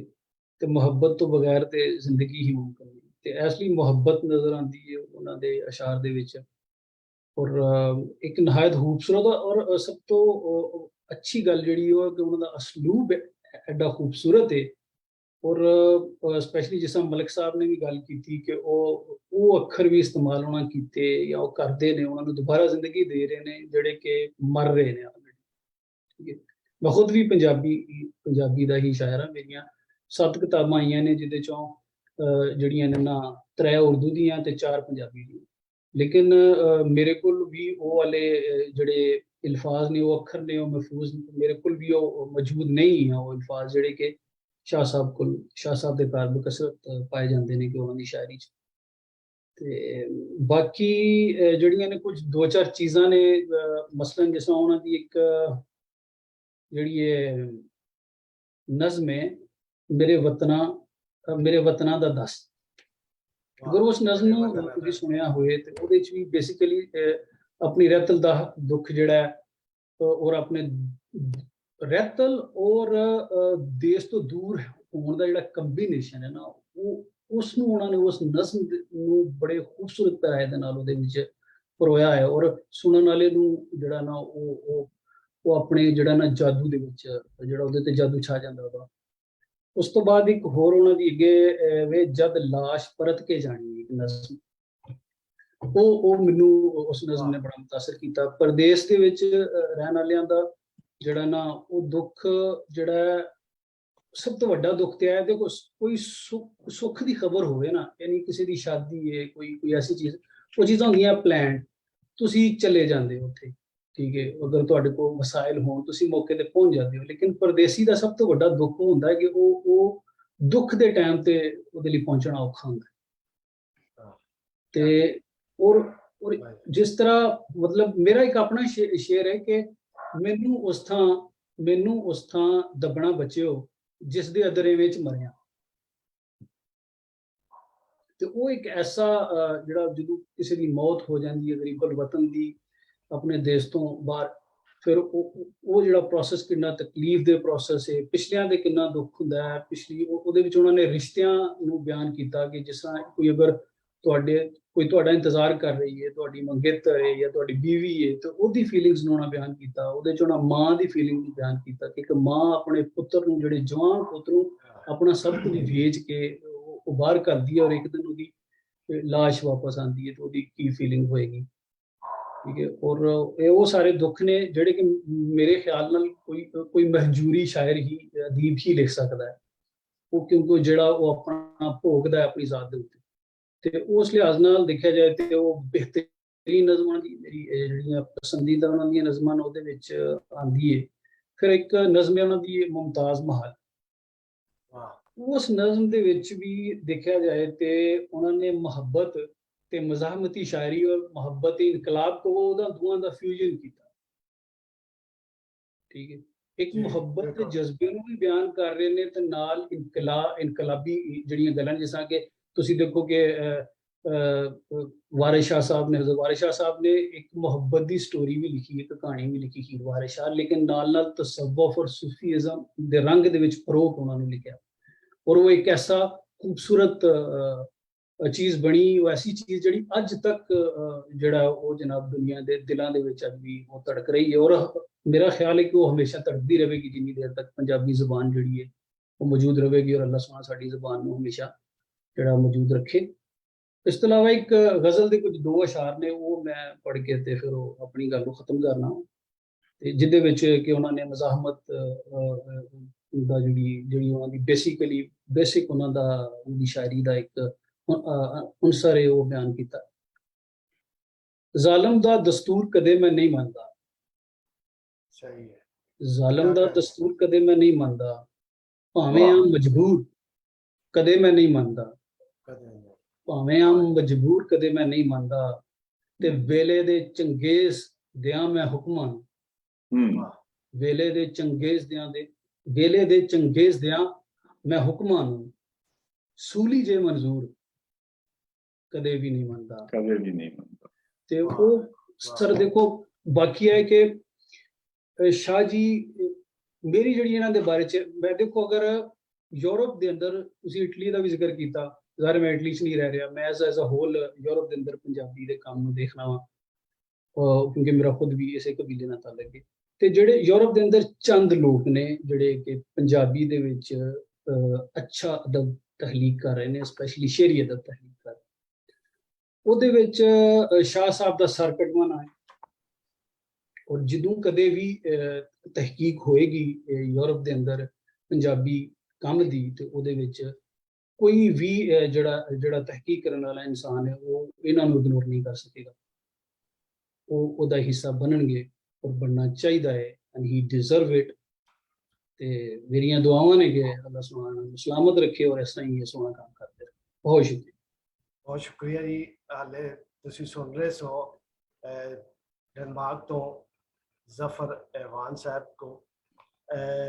अब मैं चलता हूँ जी आगे। कुछ थोड़ा मुझे एक बात का कि शाह साहब को हाल ही में वारिस शाह आलमी अदबी अवार्ड भी दिया गया है। वारिस शाह अदबी अवार्ड भी दिता गया है, उन तो नवाजा गया। ਇਹਦੇ ਲਈ ਅਸੀਂ ਉਹਨਾਂ ਨੂੰ ਬਹੁਤ ਵਧਾਈ ਦੇਣੇ। ਚੱਲਦੇ ਆ ਆਖਰੀ ਸ਼ਖਸੀਅਤ ਜਿਹੜੇ शाह साहब के बारे अपने ख्यालों का इजहार करेंगे। उन्हें जनाब इकबाल शाहिद साहब, उन्हें अगे दरखास्त है कि वो रज़ा उल हक शाह साहब के बारे में अपने ख्यालों का इजहार करें। उसके बाद हम आखिरी और तीसरे दौर में चले जाएंगे। जी बहुत शुक्रिया जी गौरी साहब। और मैं थोड़े शुरकाए महफिल सारे ਜਿਹੜੇ ਨੇ ਉਹਨਾਂ ਨੂੰ ਸਲਾਮੀ ਆਖਦਾ ਵਾਂ ਤੇ ਮੈਨੂੰ ਬਹੁਤ ਖੁਸ਼ੀ ਹੈ ਕਿ ਅੱਜ ਇੰਨੀ ਸੋਹਣੀ ਮਹਿਫਿਲ ਤੁਸੀਂ ਸਜਾਈ ਏ ਜਿਹਦੇ ਵਿੱਚ ਜ਼ਫਰ ਅਵਾਨ ਜੀ ਮੇਰੀ ਤੇ ਪਹਿਲੀ ਮੁਲਾਕਾਤ ਹੋਈ ਹੈ ਮਾਸ਼ਾਅੱਲਾ ਨਾਮਵਰ ਸ਼ਾਇਰ ਤੇ ਆਸਮ ਸਾਹਿਬ ਜੀ ਵਰਕਰ ਔਰ ਜਿਹੜੇ ਸਾਡੇ ਮਹਿਮੂਦ ਸਾਹਿਬ ਸਾਨ ਔਰ ਬਾਕੀ ਦੋਸਤ ਜਿਹੜੇ ਨੇ ਇਹ ਅੱਜ ਸ਼ਾਨ ਸ਼ਾਨ ਮਹਿਫਿਲ ਸ਼ਾਹ ਸਾਹਿਬ ਦੀ और तुसी माशाअल्लाह बहुत अच्छा लिखिया और उन्होंने बारे विच बहुत अच्छा जिहड़ा बयान कीता। मैं सब नालों पहला ते शाह साहब नूं मुबारक देवांगा जिहड़ा वारिस शाह आलमी अवार्ड उन्हां नूं लभा है, जिहड़ा बड़ा वड्डा मन्निया परवन्निया अवार्ड है ते शाह साहब उहदे हकदार बने ने ते मैं उन्हां नूं बहुत बहुत बधाई देना। शाह साहब दा मेरा ताल्लुक जिहड़ा है वो बचपन तो है। ਜਦੋਂ ਅਸੀਂ ਤਖਤੀਆਂ ਤੇ ਨਜ਼ਮਾਂ ਸ਼ਾਹ ਸਾਹਿਬ ਨੇ ਲਿਖਣੀਆਂ ਸ਼ੁਰੂ ਕੀਤੀਆਂ ਤੇ ਕਾਪੀਆਂ ਤੇ ਇਕੱਠੇ ਇੱਕ ਮੈਂ ਅੱਗੇ ਕਲਾਸ 'ਚ ਪੜ੍ਹਦਾ ਸਾਂ ਤੇ ਸ਼ਾਹ ਸਾਹਿਬ ਮੇਰੇ ਤੋਂ ਇੱਕ ਕਲਾਸ ਪਿੱਛੇ ਪੜ੍ਹਦੇ ਸਾਂ। ਲਿਹਾਜ਼ਾ ਤੁਸੀਂ ਬੜੇ ਅੱਛੇ ਤਰੀਕੇ ਨਾਲ ਜਾਣਦੇ ਹੋ ਕਿ ਮੈਂ ਸ਼ਾਹ ਸਾਹਿਬ ਤੇ ਅਗਰ ਗੁਫ਼ਤਗੂ ਕਰਾਂਗਾ ਤੇ ਮੈਨੂੰ ਤੇ ਇੱਕ ਜ਼ਮਾਨਾ ਗੁਜ਼ਰ ਜਾਏਗਾ ਤੇ ਗੱਲ ਨਹੀਂ ਮੁੱਕਣੀ। ਮੈਨੂੰ ਥੋੜਾ ਜਿਹਾ ਆਵਾਜ਼ ਜਿਹੜਾ ਗੱਲ ਸਮੇਟਣ ਦਾ ਵੀ ਆਉਂਦਾ ਹੈ ਤੇ ਇਸ ਵਾਸਤੇ मैं देखा कि शाह साहब जिहड़े ने बतौर इंसान ते मैं इन्ना कहांगा कि बिल्कुल जिहड़ा ना औखे नहीं, बहुत सादा ने, जो बाहर ने ओही अंदर ने, जो गल उन्हां दे मूंह दे विचों निकल रही है ओही गल दिल विच है, ओही गल दिमाग दे विच है। ते शाह साहब अपने नजरियात अपने ख्यालात दा खुद एक मुंह बोल दा सबूत ने। ਉਹਦੀ ਅਗਰ ਚਲਦੀ ਫਿਰਦੀ ਮਿਸਾਲ ਤੁਸੀਂ ਕੋਈ ਵੇਖਣੀ ਹੋਵੇ ਤੇ ਹੋਰ ਕਿਸੇ ਪਾਸੇ ਨਹੀਂ ਵੇਖਣਾ, ਖੁਦ ਸ਼ਾਹ ਸਾਹਿਬ ਨੂੰ ਵੇਖ ਲੈਣਾ। ਇਹ ਤੇ ਸ਼ਾਹ ਸਾਹਿਬ ਦੀ ਸ਼ਖਸੀਅਤ ਹੈ। ਸਾਦਾ ਜ਼ਿੰਦਗੀ ਗੁਜ਼ਾਰੀ, ਪਿੰਡਾਂ ਥਾਵਾਂ ਦੀਆਂ ਸਖਤੀਆਂ ਝੇਲੀਆਂ, ਮੁਸੀਬਤਾਂ ਬਰਦਾਸ਼ਤ ਕੀਤੀਆਂ, ਦੁੱਖ ਸਦਮੇ। ਇਸ ਵੇਲੇ ਮੈਂ ਉਹਨੂੰ ਸਮੇਟ ਹੀ ਰਿਹਾ, ਕਿਸੇ ਵੇਲੇ ਉਹਦੇ ਵਿੱਚ ਫਿਰ ਖੋਲ ਕੇ ਬਿਆਨ ਕਰਾਂ ਦੇ ਸਾਰੇ ਜਿਹੜੇ ਨੇ ਉਹ ਝੇਲੇ, ਕੁਝ ਅਸੀਂ ਸਾਂਝੇ ਝੇਲੇ। ਤੇ ਫਿਰ ਸ਼ਾਹ ਸਾਹਿਬ ਨੇ ਜਿਸ ਲਿਖਣਾ ਸ਼ੁਰੂ ਕੀਤਾ ਤੇ ਅਵਾਨ ਸਾਹਿਬ ਸਭ ਤੋਂ ਪਹਿਲਾਂ ਸ਼ਾਹ ਸਾਹਿਬ ਵੇਖ ਕੇ ਇਹਨਾਂ ਸਾਰਿਆਂ ਕੋਝਾਂ ਨੂੰ ਦੁਨੀਆ ਦਿਆਂ ਨੂੰ ਤੇ ਸੋਹਣਾ ਨੂੰ ਵੀ ਤੇ ਦੁੱਖਾਂ ਨੂੰ ਵੀ ਹੱਸਣ ਲੱਗ ਪਏ। ਪਹਿਲੀ ਵਾਰੀ ਸ਼ਾਹ ਸਾਹਿਬ ਹੱਸੇ। ਸ਼ਾਹ ਸਾਹਿਬ ਨੇ ਮਜ਼ਾਹੀਆ ਨਜ਼ਮਾਂ ਲਿਖਣੀਆਂ ਸ਼ੁਰੂ ਕੀਤੀਆਂ। ਨੀਮ ਹਕੀਮ ਤੇ ਖਤਰਾ ਜਾਨ, ਕ੍ਰਿਕਟ ਤੋਂ ਕੰਮ ਚਲਾ ਲਾਂਗੇ ਤੇ ਜਿਸ ਤਰ੍ਹਾਂ ਉਹਨਾਂ ਲਿਖਿਆ ਬਣੇ ਨੇ ਅਮੀਰ ਛੁਹਾਰੇ ਵੇਚ ਕੇ। ਫਿਰ ਆਹਿਸਤਾ ਆਹਿਸਤਾ ਮੈਂ ਵੇਖਿਆ ਕਿ ਜਿਸ ਵੇਲੇ ਸ਼ਾਹ ਸਾਹਿਬ ਬਾਹਰ ਗਏ ਨੇ ਔਰ ਉੱਥੇ ਪਾਕਿਸਤਾਨ ਵਿੱਚ ਹੀ ਤੇ ਉਹ ਉਹਨਾਂ ਦੇ ਜਿਹੜੇ ਫੁੱਲ ਮਖਾਣੇ ਨੇ ਉਹਨਾਂ ਦੇ ਕਹਿ ਕੇ ਜਿਹੜੇ ਨੇ ਹੌਲੀ ਹੌਲੀ ਆਵਾਂ ਵਿੱਚ ਬਦਲਣ ਲੱਗ ਪਏ ਔਰ ਉਹ ਹਾਸਿਆਂ ਦੀ ਥਾਂ ਅਥਰੂ ਵਗਣ ਲੱਗ ਪਏ ਸ਼ਾਹ ਸਾਹਿਬ ਦੇ। ਸ਼ਾਹ ਸਾਹਿਬ ਨੇ ਜ਼ਿੰਦਗੀ ਨੂੰ ਜਿਸ ਤਰ੍ਹਾਂ ਅਬਜ਼ਰਵ ਕੀਤਾ ਹੈ, ਦੇਖਣ 'ਚ ਬਹੁਤ ਸਾਦਾ ਇਨਸਾਨ ਲੱਗਦੇ ਨੇ, ਲੇਕਿਨ ਖੁਦਾ ਦੀ ਜ਼ਾਤ ਨੇ ਇੱਕ ਐਸਾ ਪ੍ਰੋਸੈਸਰ ਇਹਨਾਂ ਦੇ ਦਿਮਾਗ ਦੇ ਵਿੱਚ ਦਿੱਤਾ ਹੈ, ਉਹ ਗਹਿਰੀ ਅਬਜ਼ਰਵੇਸ਼ਨ ਇਹਨਾਂ ਦੀ। ਉਹਨੂੰ ਅਬਜ਼ਰਵ ਕਰਕੇ ਉਸ ਰੰਗ ਦੇ ਵਿੱਚ ਰੰਗ ਕੇ ਫਿਰ ਇੱਕ ਮੁਸੱਵਰ ਦਾ ਕਲਮ ਆਪਣੇ ਹੱਥ ਵਿੱਚ ਫੜਦੇ ਨੇ ਤੇ ਉਹਦੀ ਇੱਕ ਤਸਵੀਰ ਬਣਾਉਂਦੇ ਨੇ। ਮੈਂ ਪਹਿਲੀ ਗੱਲ ਸਭ ਨੂੰ ਇਹ ਕਰਾਂਗਾ ਕਿ ਮੈਂ ਸ਼ਾਹ ਸਾਹਿਬ ਨੂੰ ਇਸ ਗੱਲ ਤੇ ਮੁਬਾਰਕਬਾਦ ਦਿੰਦਾ ਹਾਂ ਔਰ ਮੈਂ ਰੱਬ ਦਾ ਅਹਿਸਾਨ ਮੰਨਦਾ ਵੀ ਹਾਂ ਕਿ ਇਹਨਾਂ ਦੇ ਜ਼ਰੀਏ ਪੰਜਾਬ ਜਿਹੜਾ ਕਿ ਹੁਣ ਡੁੱਬਦਾ ਜਾ ਰਿਹਾ ਹੈ, ਉਫਕ ਦੇ ਪਾਰ ਉਤਰਦਾ ਜਾ ਰਿਹਾ ਹੈ, ਉਸ ਰਾਈਟਰ ਨੂੰ ਇਹਨਾਂ ਨੇ ਪੇਂਟ ਕੀਤਾ ਹੈ। ਔਰ ਉਹ ਪੇਂਟਰ ਜਿਹੜਾ ਹੈ ਉਹ ਕੈਮਰਾਮੈਨ ਨਹੀਂ ਹੈ। ਕੈਮਰਾਮੈਨ ਤੇ ਹੁੰਦਾ ਕਿ ਜੋ ਬਾਹਰ ਹੈ ਉਹਨੇ ਉਹ ਹੀ ਲਿਖਣਾ, ਤੇ ਪੇਂਟਰ ਤੇ ਉਹਦੇ ਵਿੱਚ ਅੱਗਾ ਵਾਧਾ ਘਾਟਾ ਵੀ ਥੋੜਾ ਕਰ ਲੈਂਦਾ ਹੈ ਨਾ।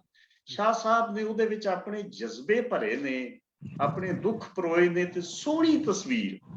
ਤੁਸੀਂ ਅੱਜ ਤੋਂ 50 ਸਾਲ ਪਹਿਲਾਂ ਦਾ ਪੰਜਾਬ, ਜਦੋਂ ਅਸੀਂ ਛੋਟੇ ਸਾਂ ਉਦੋਂ ਪੰਜਾਬ, ਉਹ ਸਾਰਾ ਪੰਜਾਬ ਵਰਗ ਦਰ ਵਰਗ ਖੋਲੋ ਤੇ ਸ਼ਾਹ ਸਾਹਿਬ ਦੇ ਲਫ਼ਜ਼ਾਂ ਦੇ ਵਿੱਚ ਜਿਹੜਾ ਹੈ ਉਹ ਤੁਹਾਨੂੰ ਨਜ਼ਰ ਆ ਜਾਂਦਾ ਹੈ। ਇਹ ਇਹਨਾਂ ਦਾ ਬੜਾ ਵੱਡਾ ਕਾਰਨਾਮਾ ਹੈ। ਦੂਜੀ ਗੱਲ ਇਹ ਵੇ ਕਿ ਸਾਡੀ ਪੰਜਾਬੀ ਜ਼ੁਬਾਨ ਜਿਹੜੀ ਹੈ ਉਹਦੇ ਜਿਹੜਾ ਲਹਿਜਾ ਹੈ ਸਿੱਧਾ। ਮੈਂ ਬਿਲਕੁਲ ਛੋਟੀ ਜਿਹੀ ਗੱਲ ਕਰਾਂ ਦਾ, ਕੋਈ ਇੱਥੇ ਮਾਹੌਲ ਨਹੀਂ ਕੋਈ ਸਿਆਸੀ ਗੱਲ ਕਰਨ ਦਾ, ਕਿ ਸਾਡੀ ਜ਼ੁਬਾਨ ਨੂੰ ਪਿੱਛੇ ਕਿਉਂ ਰੱਖਿਆ ਜਾਂਦਾ ਹੈ ਪੰਜਾਬੀ ਨੂੰ। ਉਹਦੀ ਵਜ੍ਹਾ ਇਹ ਵੇ ਕਿ ਅਸੀਂ ਖਰੀ ਸਿੱਧੀ ਤੇ ਮੂੰਹ ਤੇ ਗੱਲ ਕਰਦੇ ਹਾਂ, ਔਰ ਉਸ ਗੱਲ 'ਚ ਬੜਾ ਅਸਰ ਹੈ, ਉਹ ਗੱਲ ਲੋਕਾਂ ਤੱਕ ਪਹੁੰਚਦੀ ਹੈ।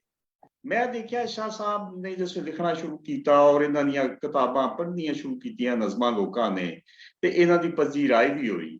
ਲੇਕਿਨ ਮੈਨੂੰ ਇੱਕ ਅਹਿਸਾਸ ਹੋਇਆ ਕਿ ਸ਼ਾਹ ਸਾਹਿਬ ਜਿਹੜੇ ਨੇ ਉਹ ਅਦੀਬਾਂ ਵਾਸਤੇ ਤੇ ਲਿਖਦੇ ਹੀ ਨਹੀਂ, ਸ਼ਾਹ ਸਾਹਿਬ ਤੇ ਆਵਾਮ ਵਾਸਤੇ ਲਿਖਦੇ ਨੇ।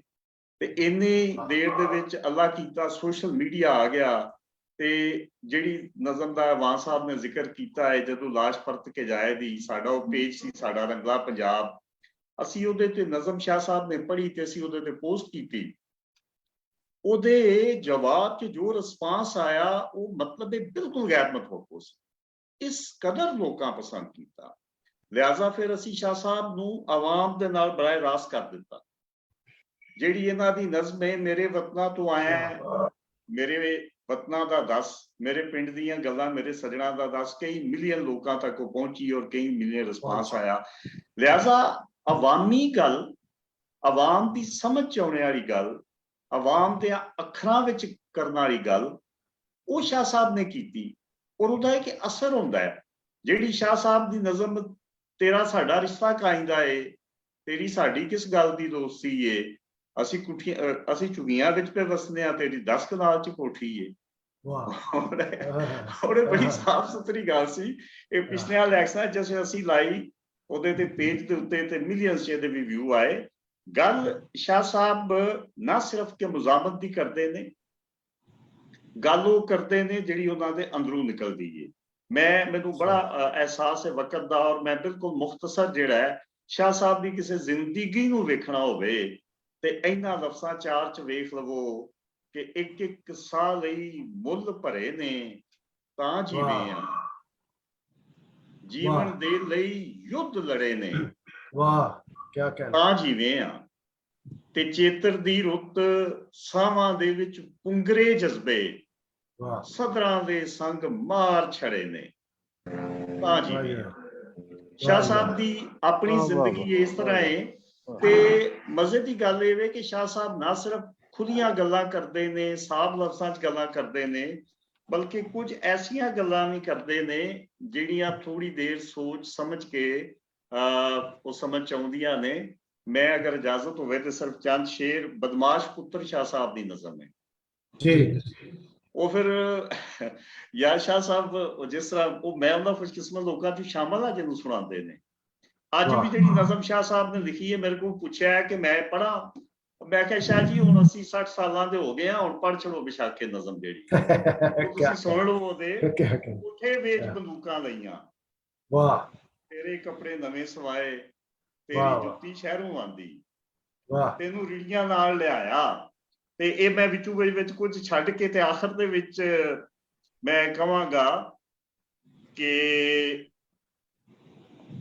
ਤੇਰੇ ਸ਼ੌਕਾਂ ਸਾਨੂੰ ਪਟਿਆ, ਤੂੰ ਤੇ ਸੱਜਣ ਸਾਥ ਵਜਾਏ, ਤੂੰ ਤੇ ਘਰ ਫਰਾਰੀ ਵਾਰੇ, ਤੂੰ ਤੇ ਮਾਂ ਨੂੰ ਧੱਕੇ ਮਾਰੇ, ਤੂੰ ਤੇ ਕਦੇ ਨਾ ਬਹਿ ਕੇ ਸੁੱਤੂ, ਰਾਖੀ ਜਿਹੜੀ ਤੈਨੂੰ ਤੇਰੇ ਹਵਾਲੇ ਕੀਤੀ ਸੀ, ਸਾਡੇ ਡੰਗਰ ਚੋਰਾਂ ਖੋਲੇ, ਤੂੰ ਤੇ ਛੱਡ ਬੰਦੂਕਾਂ ਨੱਠੂ, ਜਦੋਂ ਵੀ ਵੈਰ ਸ਼ਰੀਕਾ ਪਾਇਆ। ਸ਼ਾਹ ਸਾਹਿਬ ਜਿਹੜੇ ਨੇ ਉਹਨਾਂ ਦਾ, ਔਰ ਮੈਂ ਬਿਲਕੁਲ ਆਖਰ ਦੇ ਵਿੱਚ ਮੈਂ ਕਹਾਂਗਾ ਕਿ ਕੁਝ ਐਸੇ ਤਬਕਾਤ ਨੇ, ਅਸੀਂ ਬਰਾਏ ਨਾਮ ਮੁਫੱਕਰ ਅਦੀਬ ਮੈਂ ਵੇਖਣਾ ਸਾਰੇ ਬੜੇ ਸਾਡੇ ਦਾਨਿਸ਼ਵਰ ਸਿਆਸਤਦਾਨ ਵੀ ਗੱਲ ਕਰਦੇ ਨੇ, ਜਿਨ੍ਹਾਂ ਨੂੰ ਅਸੀਂ ਭੁੱਲ ਗਏ ਆ। ਸ਼ਾਹ ਸਾਹਿਬ ਨਾ ਆਪਣੇ ਜਜ਼ਬੇ ਭੁੱਲੇ ਨੇ, ਨਾ ਉਹਨਾਂ ਲੋਕਾਂ ਨੂੰ ਭੁੱਲੇ ਨੇ, ਉਹਨਾਂ ਦੀ ਨਾਂ ਲੈ ਕੇ ਗੱਲ ਕਰਦੇ ਨੇ। ਮੈਂ ਛੋਟੇ ਜਿਹੇ ਚੰਦ ਜਿਹੜੇ ਨੇ ਸ਼ਾਹ ਸਾਹਿਬ ਦੇ ਨਾਲ ਮੈਂ ਫਿਰ ਇਜਾਜ਼ਤ ਲਵਾਂਗਾ। ਉਹ ਕਹਿੰਦੇ ਨੇ ਕਚਹਿਰੀਆਂ ਦੇ ਲੁੱਟਿਓ, ਥਾਣਿਆਂ ਦੇ ਕੁੱਟਿਓ, ਪਾਂਡੀਓ ਤੇ ਹੱਕ ਕਰੋ, ਹਾਰੀਓ ਤੇ ਚੱਕ ਕਰੋ, ਰੇੜੀਆਂ ਦੇ ਮਾਲਕੋ, ਭਾਂਡਿਆਂ ਦੇ ਖਾਲਕੋ, ਗਾਰਿਆਂ ਚ ਗੁੱਜਿਓ, ਬੇਕਸੋ ਤੇ ਲੁਗਿਓ, ਕਾਰਖਾਨੀ ਕਾਮਿਓ, ਭੁੱਖ ਦੇ ਮਰੀਤਿਓ, ਜ਼ੁਲਮ ਦੇ ਕੁਟੀਤਿਓ, ਪਖੀਵਾਸ ਚੰਗੜੋ, ਗੁਲੇਲਿਓ ਨਾ ਲੈ ਕੇ ਗਏ, ਪਖੀਵਾਸ ਚੰਗੜੋ, ਗੁਲੇਲਿਓ ਕਲੰਦਰੋ, ਵਾਢੀਓ ਤੇ ਲਾਵਿਓ, ਜਾਗ ਪਵੋ ਸਾਰਿਓ, ਲੈਣ ਲਈ ਹਕੂਕ ਨੂੰ ਰਾਸ਼ਕਾਂ ਦੇ ਹੱਥ ਚੋਂ ਖੋਹ ਦੋ ਬੰਦੂਕ। ਸ਼ਾਹ ਸਾਹਿਬ ਤਗੜੀ ਗੱਲ ਕਰਦੇ ਨੇ ਤੇ ਇਹ ਸ਼ਾਹ ਸਾਹਿਬ ਦੀ ਤਾਕਤ ਵੀ ਏ, ਔਰ ਇੱਥੋਂ ਹੀ ਸਰਕਾਰਾਂ ਘਬਰਾਉਂਦੀਆਂ ਵੀ ਨੇ ਸਾਡੀ ਜ਼ੁਬਾਨ ਨੂੰ ਅੱਗੇ ਲਿਆਉਣ ਵਿੱਚ। ਲੇਕਿਨ ਸ਼ਾਹ ਸਾਹਿਬ ਨੇ ਹਿੰਮਤ ਕਰਕੇ, ਅੱਲਾ ਦੇ ਫਜ਼ਲ ਕਰਮ ਨਾਲ ਦੂਜੀ ਕਿਤਾਬ ਮੇਰੇ ਕੋਲ ਏ, ਅੱਗੇ ਇਵਾਨ ਸਾਹਿਬ ਨੇ ਵਿਖਾਈ ਏ, ਇਹ ਵੀ ਮੇਰੇ ਵਤਨ ਤੋਂ ਆਇਆ ਤੇ ਸਾਡੇ ਵਾਸਤੇ ਖਜ਼ਾਨਾ महफूज ਕੀਤਾ ਹੈ। ਮੈਂ ਗੌਰੀ ਸਾਹਿਬ ਦਾ ਬਹੁਤ ਸ਼ੁਕਰਗੁਜ਼ਾਰ ਹਾਂ ਕਿ ਉਹਨਾਂ ਅੱਜ ਇਹ ਸੋਹਣੀ ਮਹਿਫਲ ਸਜਾਈ ਏ ਤੇ ਸਾਨੂੰ ਮੌਕਾ ਦਿੱਤਾ ਹੈ ਕਿ ਅਸੀਂ ਸਾਰੇ ਯਾਰ ਬਹਿ ਕੇ ਆਪਸ ਚ ਗੱਪਸ਼ਪ ਲਾਈਏ। ਬਹੁਤ ਸ਼ੁਕਰੀਆ। ਬਹੁਤ ਸ਼ੁਕਰੀਆ ਜੀ ਤੁਹਾਡਾ, ਬਹੁਤ ਬਹੁਤ ਦਿਲ ਦੀ ਗਹਿਰਾਈਆਂ ਨਾਲ ਸ਼ੁਕਰੀਆ। ਬੜੇ ਅੱਛੇ ਅਲਫਾਜ਼ ਔਰ ਸਹੀ ਮਾਇਨਿਆਂ 'ਚ ਤੁਸੀਂ ਦੋਸਤੀ ਨਿਭਾਈ ਹੈ। ਅਸੀਂ आखिरी हिस्से से शामिल हो गए हैं। आखिरी हिस्सा मैं आसम खन्ना साहब से दरखास्त करता हूं कि वो कुछ कहना चाहे। Over to Aasam Khanna. हकीम शहजाद साहब भी हैं। हकीम साहब नो अच्छा जी। खन्ना साहब पहले इनसे बात सुन लेते हैं। जनाब अहमद नईम अरशद जी, बहुत शुक्रिया। करें जी, पहले हम टाइम बहुत मिस कर ये इजाजत दो तो अहमद साहब के बारे में एक गल करना चाहूँगा। जी जी हाँ जी, इन्हों का तारफ है कि माशाल्लाह एक शायर इबन शायर ने, और इस टाइम पूरे पंजाब दे विच अगर पंजाबी नज़म जिहड़ी है ना ਉਹਦੇ इमाम तुसी फड़ने होण ते ਉਹਨਾਂ ਦੇ ਵਿੱਚੋਂ जी बिल्कुल एक बंदे ने माशाल्लाह बेहतरीन नज़म दे शायर। वाह जी, थोड़ी ज़रा आगी हजूर, बड़ी खुशी हुई। बहुत शुक्रिया ज़फर मोस्ट अहमद। वेलकम। पहले तो मैं माजरत चाहांगा, मैं काफ़ी लेट शामिल होया वां। मैं शहरों सी मजबूरी सी थोड़ी जी ते गल ये है कि सजना ये महफिल असां तेरे लिए सजाइए रज़ा शाह होरां लई। मैं ना सफर च ते हुण मैं गड्डी खिलार के ना ते मैं बाकी लोग गड्डी च ने ते मैं बाहर निकल के थोड़ी देर लिए ज्वाइन किया सी कि मैं हाज़री जरूर पवा लवां। ते असल गल ये है कि पंजाबी ज़बान बहुत शुक्रिया। साडी मादरी ज़बान, साडी मां बोली। पंजाबी ज़बान दे विच मज़ाहमती अदब शुरू तो लैके तुसीं कह सकदे हो कि अज तो 800 साल पहले भी मज़ाहमती अदब तखलीक हुंदा रहा। ये सिलसिला लड़ी चलदा रहा सिलसिला, रुकिया नहीं। ਜਿਹੜੇ ਜਿਹੜੇ ਆਪਣਾ ਸ਼ਾਇਰ ਸਾਡੇ ਹਜ਼ਰਾਤ ਸਨ ਉਹਨਾਂ ਨੇ ਇਹਨੂੰ ਜਾਰੀ ਰੱਖਿਆ, ਔਰ ਜਿਸ ਤਰੀਕੇ ਦੇ ਨਾਲ ਰਜ਼ਾ ਸ਼ਾਹ ਸਾਹਿਬ ਨੇ ਇਸ ਸਿਲਸਿਲੇ ਨੂੰ ਅੱਗੇ ਤੋਰਿਆ, ਮੈਂ ਇਹਨਾਂ ਨੂੰ ਸਲੂਟ ਪੇਸ਼ ਕਰਨਾ। ਔਰ ਖਸੂਸਨ ਜਿਹੜੀ ਗੱਲ ਇਹਨਾਂ ਨੇ ਪਿਸੇ ਹੋਏ ਲੋਕਾਂ ਦੀ ਕੀਤੀ ਹੈ, ਕਮੀਆਂ ਦੀ ਕੀਤੀ ਹੈ, ਮਜ਼ਦੂਰਾਂ ਦੀ ਕੀਤੀ ਹੈ, ਹਾਰੀਆਂ ਦੀ ਕੀਤੀ ਹੈ, ਕਿਸਾਨਾਂ ਦੀ ਕੀਤੀ ਹੈ, ਹਾਕਰਾਂ ਦੀ ਕੀਤੀ ਹੈ, ਜਿਹੜੇ ਲੋਕ ਇਸ ਮੁਆਸ਼ਰੇ ਦੇ ਵਿੱਚ ਪਿਸ ਰਹੇ ਨੇ, ਉਹਨਾਂ ਦੀ ਆਵਾਜ਼, ਉਹਨਾਂ ਦੀ ਇਹ ਸ਼ਾਹ ਸਾਹਿਬ ਆਵਾਜ਼ ਬਣੇ ਨੇ। ਔਰ ਅਸਲ ਅੱਜ ਦੇ ਜਿਹੜਾ ਮਜ਼ਾਹਮਤੀ ਅਦਬ ਹੈ ਉਹਦੇ ਵਿੱਚ ਲੋੜ ਵੀ ਅੱਜ ਇਸੇ ਚੀਜ਼ ਦੀ ਹੈ।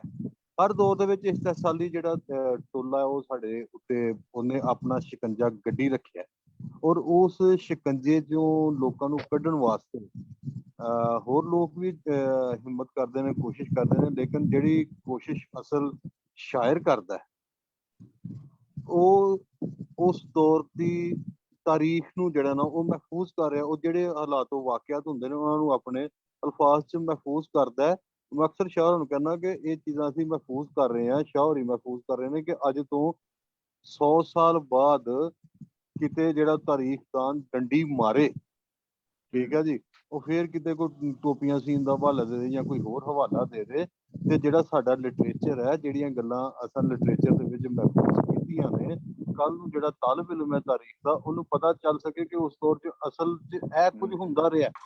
ਉਸ ਦੌਰ ਦੇ ਜਿਹੜੇ ਮਾਤੜ ਲੋਕ ਸਨ, ਮਜ਼ਦੂਰ ਲੋਕ ਸਨ, ਮਾੜੇ ਲੋਕ ਸਨ, ਉਹਨਾਂ ਨਾਲ ਇਹ ਸਲੂਕ ਹੁੰਦਾ ਰਿਹਾ। ਇਹ ਜਿਹੜੇ ਪੈਸੇ ਦੇ ਕੇ ਤਾਰੀਖ ਲਿਖਦੇ ਨੇ ਜਾਂ ਲਿਖਵਾਉਂਦੇ ਨੇ, ਇਹ ਸਭ ਝੂਠ ਹੈ। ਤੇ ਇਹ ਸ਼ਾਹ ਸਾਹਿਬ ਵਰਗੇ ਜਿਹੜੇ ਲੋਕ ਨੇ, ਇਹਨਾਂ ਦੀਆਂ ਮੈਂ ਕੁਝ ਨਜ਼ਮਾਂ ਵੀ ਸੁਣਾਉਣਾ ਚਾਹੁੰਦਾ ਸਾਂ, ਬੜਾ ਕੁਝ ਸੀ ਮੇਰੇ ਕੋਲ ਇਹਨਾਂ ਵਾਸਤੇ। ਮੈਂ ਇੱਕ ਨਜ਼ਮ ਵੀ ਲਿਖੀ ਅੱਜ ਨਾ, ਲੇਕਿਨ ਮੈਂ ਮਾਜ਼ਰ ਪਾਇਆ ਸ਼ਾਹਰਾਂ ਕੋਲੋਂ, ਤੁਹਾਡੇ ਸਾਰਿਆਂ ਕੋਲੋਂ, ਕਿ ਜੀ ਵਕਤ ਬੜਾ ਅਟੇ ਆ ਰਿਹਾ ਹੈ ਸਫ਼ਰ ਦਾ, ਔਰ ਤੁਹਾਡਾ ਵੀ ਵਕਤ ਜਿਹੜਾ ਨਾ ਉਹ ਕੀਮਤੀ ਹੈ। ਕਾਫੀ ਦੇਰ ਹੋ ਗਈ ਤੁਹਾਨੂੰ ਵੀ ਬੈਠੇ ਸਾਰੇ ਦੋਸਤਾਂ ਨੂੰ, ਤੇ ਫਿਰ ਕਿਸੇ ਪ੍ਰੋਗਰਾਮ ਦੇ ਵਿੱਚ ਜਿਹੜਾ ਨਾ ਉਹ ਸ਼ਾਹਰਾਂ ਦੇ ਬਾਰੇ ਭਰਵੀਂ ਗੱਲਬਾਤ ਹੋਵੇਗੀ, ਠੀਕ ਹੈ ਨਾ।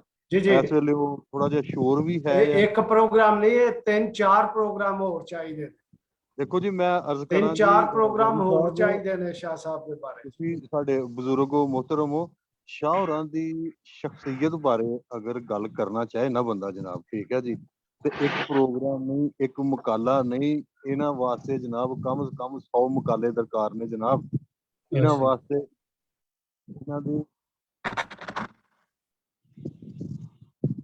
ਇਹਨਾਂ ਦੀ ਹਯਾਤੀ ਵਾਸਤੇ ਪੂਰੇ ਜਿਹੜਾ ਨਾ ਇੱਕ 2 ਰੋਜ਼ਾ ਕਾਨਫਰੰਸ ਹੋਏ, ਜਿਹਦੇ 'ਚ ਜਨਾਬ ਸਾਰੇ ਦੋਸਤ ਪੜ੍ਹਨ, ਫਿਰ ਇਹਨਾਂ ਦੇ ਹਯਾਤੀ ਬਾਰੇ ਗੱਲਬਾਤ ਹੋਵੇ।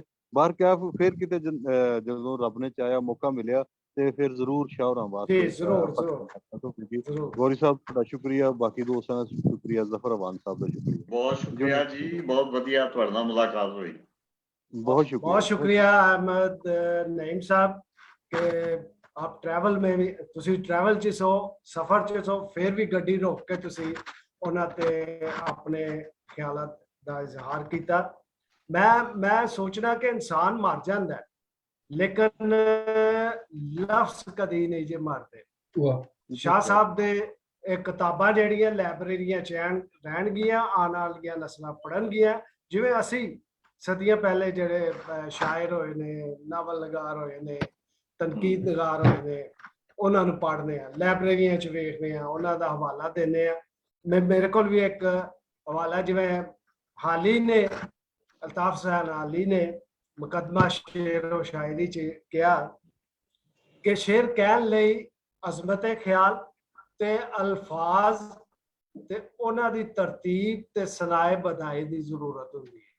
इसी तरह अरस्तू के बाद लॉन जानिस ने भी कहा कि भाई अज़मत ख्याल, तखयल, शिद्दत जज्बात, अल्फाज, उन्होंने तरतीब ते सनाए बदाए, ये चीज़ां जेड़े शायर नूं आउंदियां वो लाफानी शायरी कर दिंदा है, अफाकियत अल टुर जांदा है। ते मेरा ख्याल है कि साडे रज़ा उल हक शाह साहब ये अफाकियत वाल जा रहे ने। मैं दुआ करना कि आइंदा भी इन्हां दी शायरी इसी तरह तरक्की करती रहे, फुलदी वधदी रहे। तो मैं चलना हुण, आसम साडे को वक्त बहुत थोड़ा है, ते आसम खन्ना साहब को चलना अमेरिका के वो हुण संभालन। आसम खन्ना साहब। हाँ जी सर, मैं मुख्तसर अल्फाज दे विच जड़ा ना मेरी बदकिस्मती है कि मेरी रज़ा शाह साहब ना पहला मुलाकात नहीं हुई है, फर्स्ट टाइम है। लेकिन मनु एक छोटी जी गल याद आ रही है, इत्थे एक प्रोफैसर इंटैग्रिटी ते लैक्चर दे रहा सी, तो उन्हें दस्सिया कि चीन दा एक बादशाह सी ते उन्होंने ना अपना जानशीन चाहिदा सी, तो उन्हें सारे ख्वाहिशमंदां नूं सद्दिया ते उन्हें कहा कि ए लो जी, ए एक बीज तुहानूं मैं दे रहा वां, ते तुसी ये बीज लै जाओ ते 1 साल बाद वापस आना है, ते तुहाडे पौधे वेख के मैं फैसला करांगा कि एक कौन बंदा जड़ा वो जानशीन बनता है। ते वो सारियां दे वो बीज लै गए ते उन्हां दे पौधे उग रहे सन, ते वो बड़ा कह रहे सन कि जी मेरा पौधा एडा हो गया, इहदा रंग इस तरह दा है। लेकिन एक विचों लड़का ऐसा सी जिहदा पौधा जड़ा वो उग ही नहीं सी रहा, वो पानी शानी भी बेचारा बड़ा दिंदा सी, धुप छां दा भी ख्याल रखदा सी, ते सारे उहदा मजाक उड़ाते सन कि साडे पौधे ते किड्डे किड्डे वड्डे हो गए ने ते इहदा हले उगिया भी नहीं।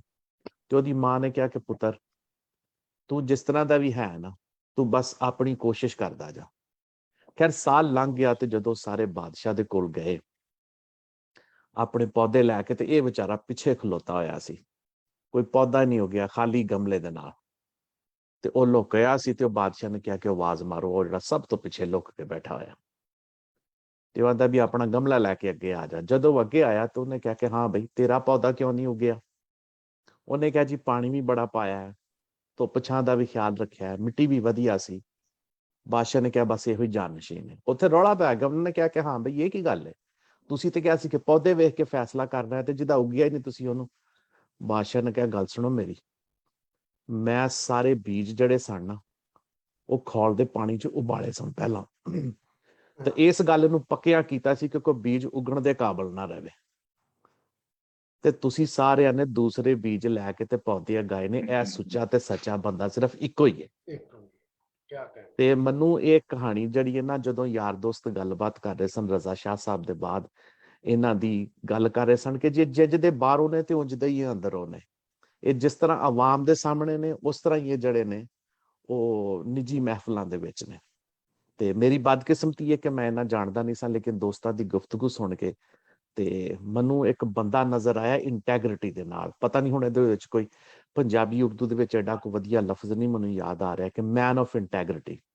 ਤੇ ਬੜੀ ਸਾਰ ਆਨਰ ਵਾਲੀ ਗੱਲ ਹੈ। ਮੈਂ ਥੋੜੇ ਜਿਹੇ ਕਮੈਂਟਸ ਦੇਣਾ ਚਾਹੁੰਦਾ ਸਾਂ ਤੁਹਾਡੀ ਜ਼ਾਤ ਤੇ ਉਮੀਦ ਹੈ ਕਿ PDF ਤੇ ਜਾਂ ਕਿਸੇ ਤਰੀਕੇ ਨਾਲ ਤੁਹਾਡੀ ਕਿਤਾਬ ਕਿਤੇ ਮਿਲ ਗਈ ਤੇ ਜ਼ਰੂਰ ਪੜ੍ਹਨਾ ਮੇਰੇ ਲਈ ਬੜੀ ਜਿਹੜੀ ਨਾ ਉਹ ਇੱਜ਼ਤ ਦੀ ਗੱਲ ਹੋਏਗੀ। ਅੱਛਾ ਵਾਰਿਸ ਸਾਹਿਬ, ਟਾਈਮ ਕਿੰਨਾ, ਕਿਉਂਕਿ ਅੱਗੇ ਕਾਫੀ ਸਵਾਲ ਨੇ ਤੇ ਉਹਨਾਂ ਤੁਸੀਂ ਮੈਨੂੰ ਦੱਸੋ। ਛਾਂਟੀ ਕਰ ਲੈਣੇ। ਹਾਂਜੀ, ਮੈਂ ਸ਼ੁਰੂ ਤੇ ਕਰ ਮੈਂ ਦਿੰਦਾ। ਤੁਹਾਡੇ ਹੀ ਹਵਾਲੇ ਸ਼ਾਹ ਕਰਨਾ, ਸਾਹਿਬ, ਤੁਸੀਂ ਪੁੱਛ ਲਵੋ। ਹਾਂਜੀ, ਕਿਉਂਕਿ ਵਕਤ ਕੁਝ ਟੈਕਨੀਕਲ ਪ੍ਰੋਬਲਮ ਦੀ ਵਜ੍ਹਾ ਨਾਲ ਵੀ ਲੇਟ ਸ਼ੁਰੂ ਹੋਇਆ। ਕੁਝ ਉਂਝ ਵਕਤ ਜ਼ੂਮ ਲਾਈਵ ਜਿੰਨਾ ਮੈਂ ਟਾਈਮ ਲਿਆ ਸੀ 2 ਘੰਟੇ 30 ਮਿੰਟ ਉਹ ਖਤਮ ਹੋਣ ਡਿਆ। ਤੇ ਸ਼ਾਹ ਸਾਹਿਬ ਮੁਲਾਕਾਤ ਤੇ ਹੁਣ ਹੋਣੀ ਹੈ ਤੁਹਾਡੇ ਨਾਲ ਜੀ। ਪਹਿਲਾਂ ਤੇ ਲੋਕਾਂ ਨੇ ਇਜ਼ਹਾਰ ਕੀਤਾ ਤੇ ਤੁਹਾਡੀ ਇਬਤਦਾਈ ਜ਼ਿੰਦਗੀ तालीम और तरबियत और शेर कहन दा हुनर और कदों पहला शेर ये सारा सुनिया। हुण तुहाडे नाल पहला सवाल मैं करना चाहना कि एक शायर ते अदीब जिहड़ा ओदी जिहड़ी है ना मुआशरे च सोसाइटी च रहिंदियां जिम्मेदारियां की ने? ਜ਼ਿੰਮੇਦਾਰੀਆਂ ਇਹ ਨੇ ਕਿ ਉਹ ਮੁਆਸ਼ਰੇ ਦੇ ਜਿਹੜੇ ਮਸਾਇਲ ਨੇ ਉਹਨਾਂ ਨੇ ਇੰਤਹਾਈ ਖੂਬਸੂਰਤ ਅੰਦਾਜ਼ ਵਿੱਚ ਬਿਆਨ ਕਰੇ, ਸ਼ਾਇਰਾਨਾ ਅੰਦਾਜ਼ ਵਿੱਚ, ਔਰ ਲੋਕਾਂ ਦੀਆਂ ਦਿਲਾਂ ਦੀਆਂ ਗੱਲਾਂ, ਲੋਕਾਂ ਦੇ ਅੰਦਰ ਦੀਆਂ ਗੱਲਾਂ ਵੀ ਜਿਹੜੀਆਂ ਨੇ ਉਹ ਵੀ ਉਹ ਬਿਆਨ ਕਰੇ ਆਪਣੀ ਸ਼ਾਇਰੀ ਵਿੱਚ। ਤੇ ਕਈ ਲੋਕ ਆਂਦੇ ਨੇ ਕਿ ਜਿਹੜੀ ਇਹ ਰੋਮਾਂਟਿਕ ਸ਼ਾਇਰੀ ਹੈ, ਫਰਜ਼ ਕਰੋ ਇਹ ਫਜ਼ੂਲ ਸ਼ਾਇਰੀ ਹੈ। ਇਹ ਵੀ ਫਜ਼ੂਲ ਨਹੀਂ, ਇੱਥੇ ਵੀ ਆਸ਼ਕਾਂ ਦੇ ਅੰਦਰ ਦੇ ਜਜ਼ਬਾਤ, ਆਸ਼ਕ ਵੀ ਮੁਆਸ਼ਰੇ 'ਚ ਕਰੋੜਾਂ ਨੇ, ਉਹਨਾਂ ਦੇ ਅੰਦਰ ਦੇ ਜਜ਼ਬਾਤ ਬਿਆਨ ਕੀਤੇ ਜਾਂਦੇ ਨੇ, ਉਹਨਾਂ ਦੇ ਦੁੱਖ ਬਿਆਨ ਕੀਤੇ ਜਾਂਦੇ ਨੇ, ਮਹਿਬੂਬ ਦੀਆਂ ਬੇਵਫਾਈਆਂ ਬਿਆਨ ਕੀਤੀਆਂ ਜਾਂਦੀਆਂ ਨੇ, ਮਹਿਬੂਬ ਦਾ ਛੱਡ ਜਾਣਾ ਬਿਆਨ ਕੀਤਾ ਜਾਂਦਾ ਹੈ। ਯਾਨੀ ਕਿ ਸ਼ਾਇਰ ਤੇ ਗੱਲ ਹੀ ਇਨਸਾਨ ਦੀ ਕਰਦਾ ਹੈ, ਮੁਸ਼ਤਰਕਾ ਮੁਆਸ਼ਰੇ ਦੀ ਕਰਦਾ ਹੈ, ਦਿਲਾਂ ਦੀ ਕਰਦਾ ਹੈ, ਅੰਦਰਾਂ ਦੀ ਕਰਦਾ ਹੈ, ਪੀੜਾਂ ਦੀ ਕਰਦਾ ਹੈ, ਦੁੱਖਾਂ ਦੀ ਕਰਦਾ ਹੈ। ਤੇ ਜੀ ਮੈਂ ਸਮਝ ਗਿਆ, ਕਿਉਂਕਿ ਇੱਕ ਦੌਰ ਸੀ ਜਦੋਂ ਸਿਰਫ ਰੋਮਾਨਵੀ ਸ਼ਾਇਰੀ ਹੁੰਦੀ ਸੀ, ਉਹ ਆਸ਼ਿਕ ਮਸ਼ੂਕ ਦਾ ਹੀ ਜ਼ਿਕਰ ਹੁੰਦਾ ਸੀ ਤੇ ਉਹ ਸਿਰਫ ਸੀ ਕਿ ਜਿਹੜੇ ਸੁਣਨ ਵਾਲੇ ਨੇ ਉਹ ਲੁਤਫਅੰਦੋਜ਼ ਹੋਣ ਤੇ ਉਹਨੂੰ ਤੁਸੀਂ ਅਦਬ ਰਾਏ ਅਦਬ ਕਹਿ ਸਕਦੇ ਸੋ ਜੀ। ਬਿਲਕੁਲ। ਲੇਕਿਨ ਹੁਣ ਜਿਹੜਾ ਹੁਣ ਸ਼ਾਇਰੀ 'ਚ ਨਵੇਂ ਮਜ਼ਹਬ ਸ਼ਾਮਲ ਹੋ ਗਏ, ਇਹ 'ਚ ਫਲਸਫਾ ਵੀ ਹੈ, ਤਾਸਰਾਤ ਵੀ ਨੇ, ਹਰ ਚੀਜ਼ ਸਾਇੰਸ ਵੀ ਹੈ, ਇਹ ਸ਼ਾਮਲ ਹੋ ਗਈ ਹੈ। ਤੇ ਲੇਕਿਨ ਮੁਹੱਬਤ ਜਿਹੜੀ ਹੈ ਉਹ ਨਾਲ ਨਾਲ ਚੱਲਦੀ ਹੈ ਜੀ। ਬਿਲਕੁਲ। ਹਾਲਾਂਕਿ ਬਹੁਤ ਸਾਰੇ ਉਹ ਨਵੇਂ ਜਿਹੜੇ ਨੇ ਥਿਊਰੀਆਂ ਆ ਗਈਆਂ, ਸਾਖਤੀਆਤ, ਪਸੇ ਸਾਖਤੀਆਤ, ਰੱਦੇ ਤਸ਼ਕੀਲ ਔਰ ਤਸ਼ਕੀਲ, ਫਿਰ ਰੋਮਾਂਟਿਜ਼ਮ, ਉਹ ਨਾਲ ਨਾਲ ਚੱਲਦਾ ਪਿਆ। ਮੈਂ ਤੁਹਾਡੇ ਕੋਲ ਪੁੱਛਣਾ ਚਾਹੁੰਦਾ ਕਿ ਇੱਕ ਬੜੀ ਪੁਰਾਣੀ ਰਵਾਇਤ ਸੀ ਜੀ ਮੁਸ਼ਾਇਰੇ ਦੀ, ਹਾਲੇ ਵੀ ਹੈ, ਕੋਵਿਡ ਦੇ ਕੋਈ ਥੋੜਾ ਜਿਹਾ ਉਹਨੂੰ ਤਰੋੜਿਆ ਮਰੋੜਿਆ, ਲੇਕਿਨ ਫੇਸਬੁੱਕ ਨੇ, ਜ਼ੂਮ ਨੇ ਇਹਨੂੰ ਬੜਾ, ਇੰਟਰਨੈਟ ਨੇ ਇਹਨੂੰ ਬੜਾ ਸਗੋਂ ਜ਼ਿਆਦਾ ਕਰੀਬ ਕਰ ਦਿੱਤਾ। ਤੁਹਾਡੇ ਖਿਆਲ 'ਚ ਮੁਸ਼ਾਇਰਾ ਜਿਹੜਾ ਇਹ ਅਦਬ ਦੀ ਤਰੱਕੀ ਤਰਵੀਜ ਲਈ ਸੂਦਮੰਦ ਹੈ? ਜੀ ਬਿਲਕੁਲ ਸੂਦਮੰਦ ਹੈ। ਪਹਿਲੇ ਮੁਸ਼ਾਇਰਿਆਂ ਤੋਂ ਇਹ ਜਿਹੜੇ ਆਨਲਾਈਨ ਮੁਸ਼ਾਇਰੇ ਨੇ ਇਹ ਤਾਕਤਵਰ ਨੇ। ਤੇ ਕੁਝ ਇਹ ਵੇ ਕਿ ਸੋਸ਼ਲ ਮੀਡੀਆ ਜਿਹੜਾ ਵੇ ਉਸੋ ਸ਼ਾਇਰ ਬਾਸਲਾਹੀਅਤ ਜਿਹੜੇ ਛੁਪੇ ਸਨ। ਜੀ ਜੀ ਜੀ ਜੀ ਮਾਈਕ ਬੰਦ ਹੋ ਗਿਆ ਤੁਹਾਡਾ, ਮਾਈਕ ਖੋਲ ਲਓ ਦੁਬਾਰਾ। ਮਾਈਕ ਖੋਲੋ, ਤਸਵੀਰ ਨਹੀਂ ਬੰਦ। ਜਿਹਦੇ ਨਾਲ ਗੱਲ ਕੀਤੀ ਜਾਂਦੀ ਸੀ, ਜੀ ਜੀ, ਜਿਹੜੇ ਪੀਟੀਵੀ ਤੇ ਰੇਡੀਓ ਤੇ ਜਿਹਦਾ ਕਲਾਮ ਆਉਂਦਾ ਸੀ, ਜਿਹਨੂੰ ਹਕੂਮਤੀ ਸਰਪ੍ਰਸਤੀ ਹਾਸਲ ਹੁੰਦੀ ਸੀ। ਤੇ ਆਨਲਾਈਨ ਮੁਸ਼ਾਇਰਿਆਂ ਦੀ ਮੈਂ ਅਹਿਮੀਅਤ ਜ਼ਿਆਦਾ ਇਸ ਤੋਂ ਸਮਝਣਾ, ਵੇਖੋ ਅੱਜ ਅਮਰੀਕਾ ਤੋਂ ਵੀ, ਅੱਜ ਡੈਨਮਾਰਕ ਤੋਂ ਵੀ, ਅੱਜ ਇੰਗਲੈਂਡ ਤੋਂ ਵੀ, ਅੱਜ ਇਟਲੀ ਤੋਂ ਵੀ, ਅੱਜ ਪਾਕਿਸਤਾਨ ਤੋਂ ਵੀ ਅਸੀਂ ਸਾਰੇ ਲੋਕ ਇਕੱਠੇ ਬੈਠੇ ਹਾਂ। ਜਿਹੜੇ ਦੂਜੇ ਮੁਸ਼ਾਇਰੇ ਹੁੰਦੇ ਸਨ ਉਹ ਇੱਕ ਜਗ੍ਹਾ ਦੇ ਹੀ ਲੋਕ ਹੁੰਦੇ ਸਨ ਜਾਂ ਇੱਕ ਮੁਲਕ ਦੇ ਹੁੰਦੇ ਸਨ, ਹੈ ਜੀ। ਤੇ ਬੈਨ ਅਲ-ਅਕਵਾਮੀ ਮੁਸ਼ਾਇਰਾ ਕੋਈ ਹੁੰਦਾ ਸੀ। ਤੇ ਮੈਂ ਸਮਝਣਾ ਕਿ ਇੱਕ ਇਨਕਲਾਬ ਬਰਪਾ ਹੋ ਰਿਹਾ ਹੈ ਅਦਬ ਦੀ ਦੁਨੀਆ ਵਿੱਚ, ਤੇ ਮੁਸ਼ਾਇਰੇ ਬੜੇ ਲਾਜ਼ਮੀ ਨੇ ਜਿਹੜੇ ਨੇ ਅਦਬ ਦੀ ਤਰੱਕੀ ਵਾਸਤੇ। ਕੁਝ ਤੇ ਜਿਹੜੀ ਹੈ ਹੌਸਲਾ ਅਫਜ਼ਾਈ ਲੱਭਦੀ ਹੈ ਸ਼ਾਇਰਾਂ ਨੂੰ। ਅੱਛਾ, ਮੈਂ ਇੱਕ ਹੋਰ ਗੱਲ ਤੁਹਾਡੇ ਕੋਲ ਪੁੱਛਣਾ ਚਾਹੁੰਦਾ। ਪੰਜਾਬੀ ਅਦਬ ਹੈ, ਸਿੰਧੀ ਅਦਬ ਹੈ, ਪਸ਼ਤੋ, ਬਲੋਚੀ, ਉਰਦੂ, ਅੰਗਰੇਜ਼ੀ, ਫ੍ਰੈਂਚ, ਸਾਰੀਆਂ ਜ਼ਬਾਨਾਂ 'ਚ, ਤੇ ਇਹ ਅਸਲ 'ਚ ਅਦਬ ਹੈ ਕੀ? ਅਦਬ ਅਸਲ ਕਿਹੜੀ ਚੀਜ਼ ਨੂੰ ਆਨੇ ਆ? ਅਦਬ ਮੈਂ ਤੇ ਸਮਝਣਾ ਕਿ ਲੋਕਾਂ ਦੇ ਜਿਹੜੇ ਐਕਸਪ੍ਰੈਸ਼ਨਸ ਨੇ ਉਹਨਾਂ ਨੂੰ ਤਹਿਰੀਰ ਕਰਨਾ ਖੂਬਸੂਰਤ ਅੰਦਾਜ਼ ਵਿੱਚ, ਨਜ਼ਮ ਦੇ ਅੰਦਾਜ਼ ਵਿੱਚ, ਨਸਰ ਦੇ ਅੰਦਾਜ਼ ਵਿੱਚ, ਉਹ ਅਦਬ ਹੈ। ਕਿਆ ਕਹਿ ਰਹੇ? ਜਿਹੜੀ ਮਸਲ ਤੁਹਾਡੇ ਨਜ਼ਦੀਕ ਜਿਹੜੀ ਚੀਜ਼, ਜਿਹੜੀ ਲਾਈਨ, ਜਿਹੜਾ ਕੋਈ ਬੰਦਾ ਕਾਰੀ ਪੜ੍ਹਦਾ ਉਹਦੇ ਦਿਲ ਨੂੰ ਲੱਗੇ, ਅੱਛੀ ਲੱਗੇ, ਤੇ ਉਹ ਕਹੇ ਗੋਇਆ ਕਿ ਮੇਰੇ ਦਿਲ में है, ਉਹ ਅਦਬ ਹੈ। ਤੇ ਆਮ ਤਹਿਰੀਰ ਤੋਂ ਉੱਚ ਅਲਫਾਜ਼ ਦਾ ਖਾਸ ਚੁਣਾਵ ਕੀਤਾ ਜਾਂਦਾ ਹੈ। ਅੱਛਾ, ਇਹਦੇ ਨਾਲ ਹੀ ਇੱਕ ਹੋਰ ਸਵਾਲ ਆਉਂਦਾ, ਮੈਂ ਸਵਾਲ ਤੁਹਾਡੇ ਕੋਲੋਂ ਪੁੱਛ ਰਿਹਾ, ਜ਼ਿਆਦਤੀ ਕਰ ਰਹੇ ਹਾਂ, ਬਹੁਤ ਸਾਰੇ ਸਵਾਲ ਤੇ ਨਹੀਂ ਪੁੱਛਣੇ ਚਾਹੀਦੇ, ਲੇਕਿਨ ਇੱਕ ਇਹ ਦੱਸੋ ਕਿ ਸ਼ੇਰ ਦਾ ਨਜ਼ਰੀਆ ਕੀ ਹੈ? ਸ਼ੇਰ ਵੇਖੋ ਜੀ ਉਦੋਂ ਪੈਦਾ ਹੋਇਆ ਜਦੋਂ ਹਾਲੀ ਅਲਫਾਬੈਟ ਵੀ ਇਜਾਦ ਨਹੀਂ ਸੀ ਹੋਈ। ਸ਼ੇਰ ਤੇ ਉਦੋਂ ਵੀ ਹੈ ਸਨ। ਤੇ ਸ਼ੇਰ ਇਹ ਚੀਜ਼ ਮੈਂ ਸਮਝਣਾ ਕਿ ਇਨਸਾਨੀ ਫਿਤਰਤ ਵਿੱਚ ਮੌਜੂਦ ਹੈ। ਕੁਝ ਲੋਕ ਉਦੋਂ ਵੀ ਹੈ ਸਨ, ਤੁਸੀਂ ਵੇਖੋ ਅਰਬਾਂ ਵਿੱਚ ਕਿ ਸਿਰਫ 40 ਜਾਂ 50 ਬੰਦੇ ਲਿਖਣਾ ਜਾਣਦੇ ਸਨ, ਲੇਕਿਨ ਉਹ ਟਾਪ ਕਲਾਸ ਦੇ ਉਹ ਸ਼ਾਇਰ ਸਨ ਜਿਹੜੇ ਲਿਖਣਾ ਵੀ ਨਹੀਂ ਸਨ ਜਾਣਦੇ, ਔਰ ਸ਼ਾਇਰੀ ਉਹਨਾਂ ਦੇ ਅੰਦਰ ਮੌਜੂਦ ਸੀ।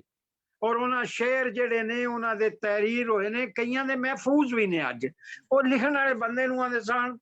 ਸਾਡੇ ਕੋਲ ਇੱਕ ਬੰਦਾ ਡਿਸਟ੍ਰਿਕਟ ਗੁਜਰਾਤ ਵਿੱਚ ਐਡਾ ਟਾਪ ਕਲਾਸ ਸ਼ਾਇਰ ਜਿਹੜਾ ਉਹਦਾ ਸ਼ਾਇਰ ਕਲਾਮ ਗਾ ਰਹੇ ਨੇ, ਦੂਜੇ ਕਿੰਗ ਵਜਾਣ ਵਾਲੇ ਔਰ ਚਿਮਟਿਆਂ ਵਾਲੇ, ਤੇ ਬੜਾ ਅੱਛਾ ਸ਼ਾਇਰ ਸੀ।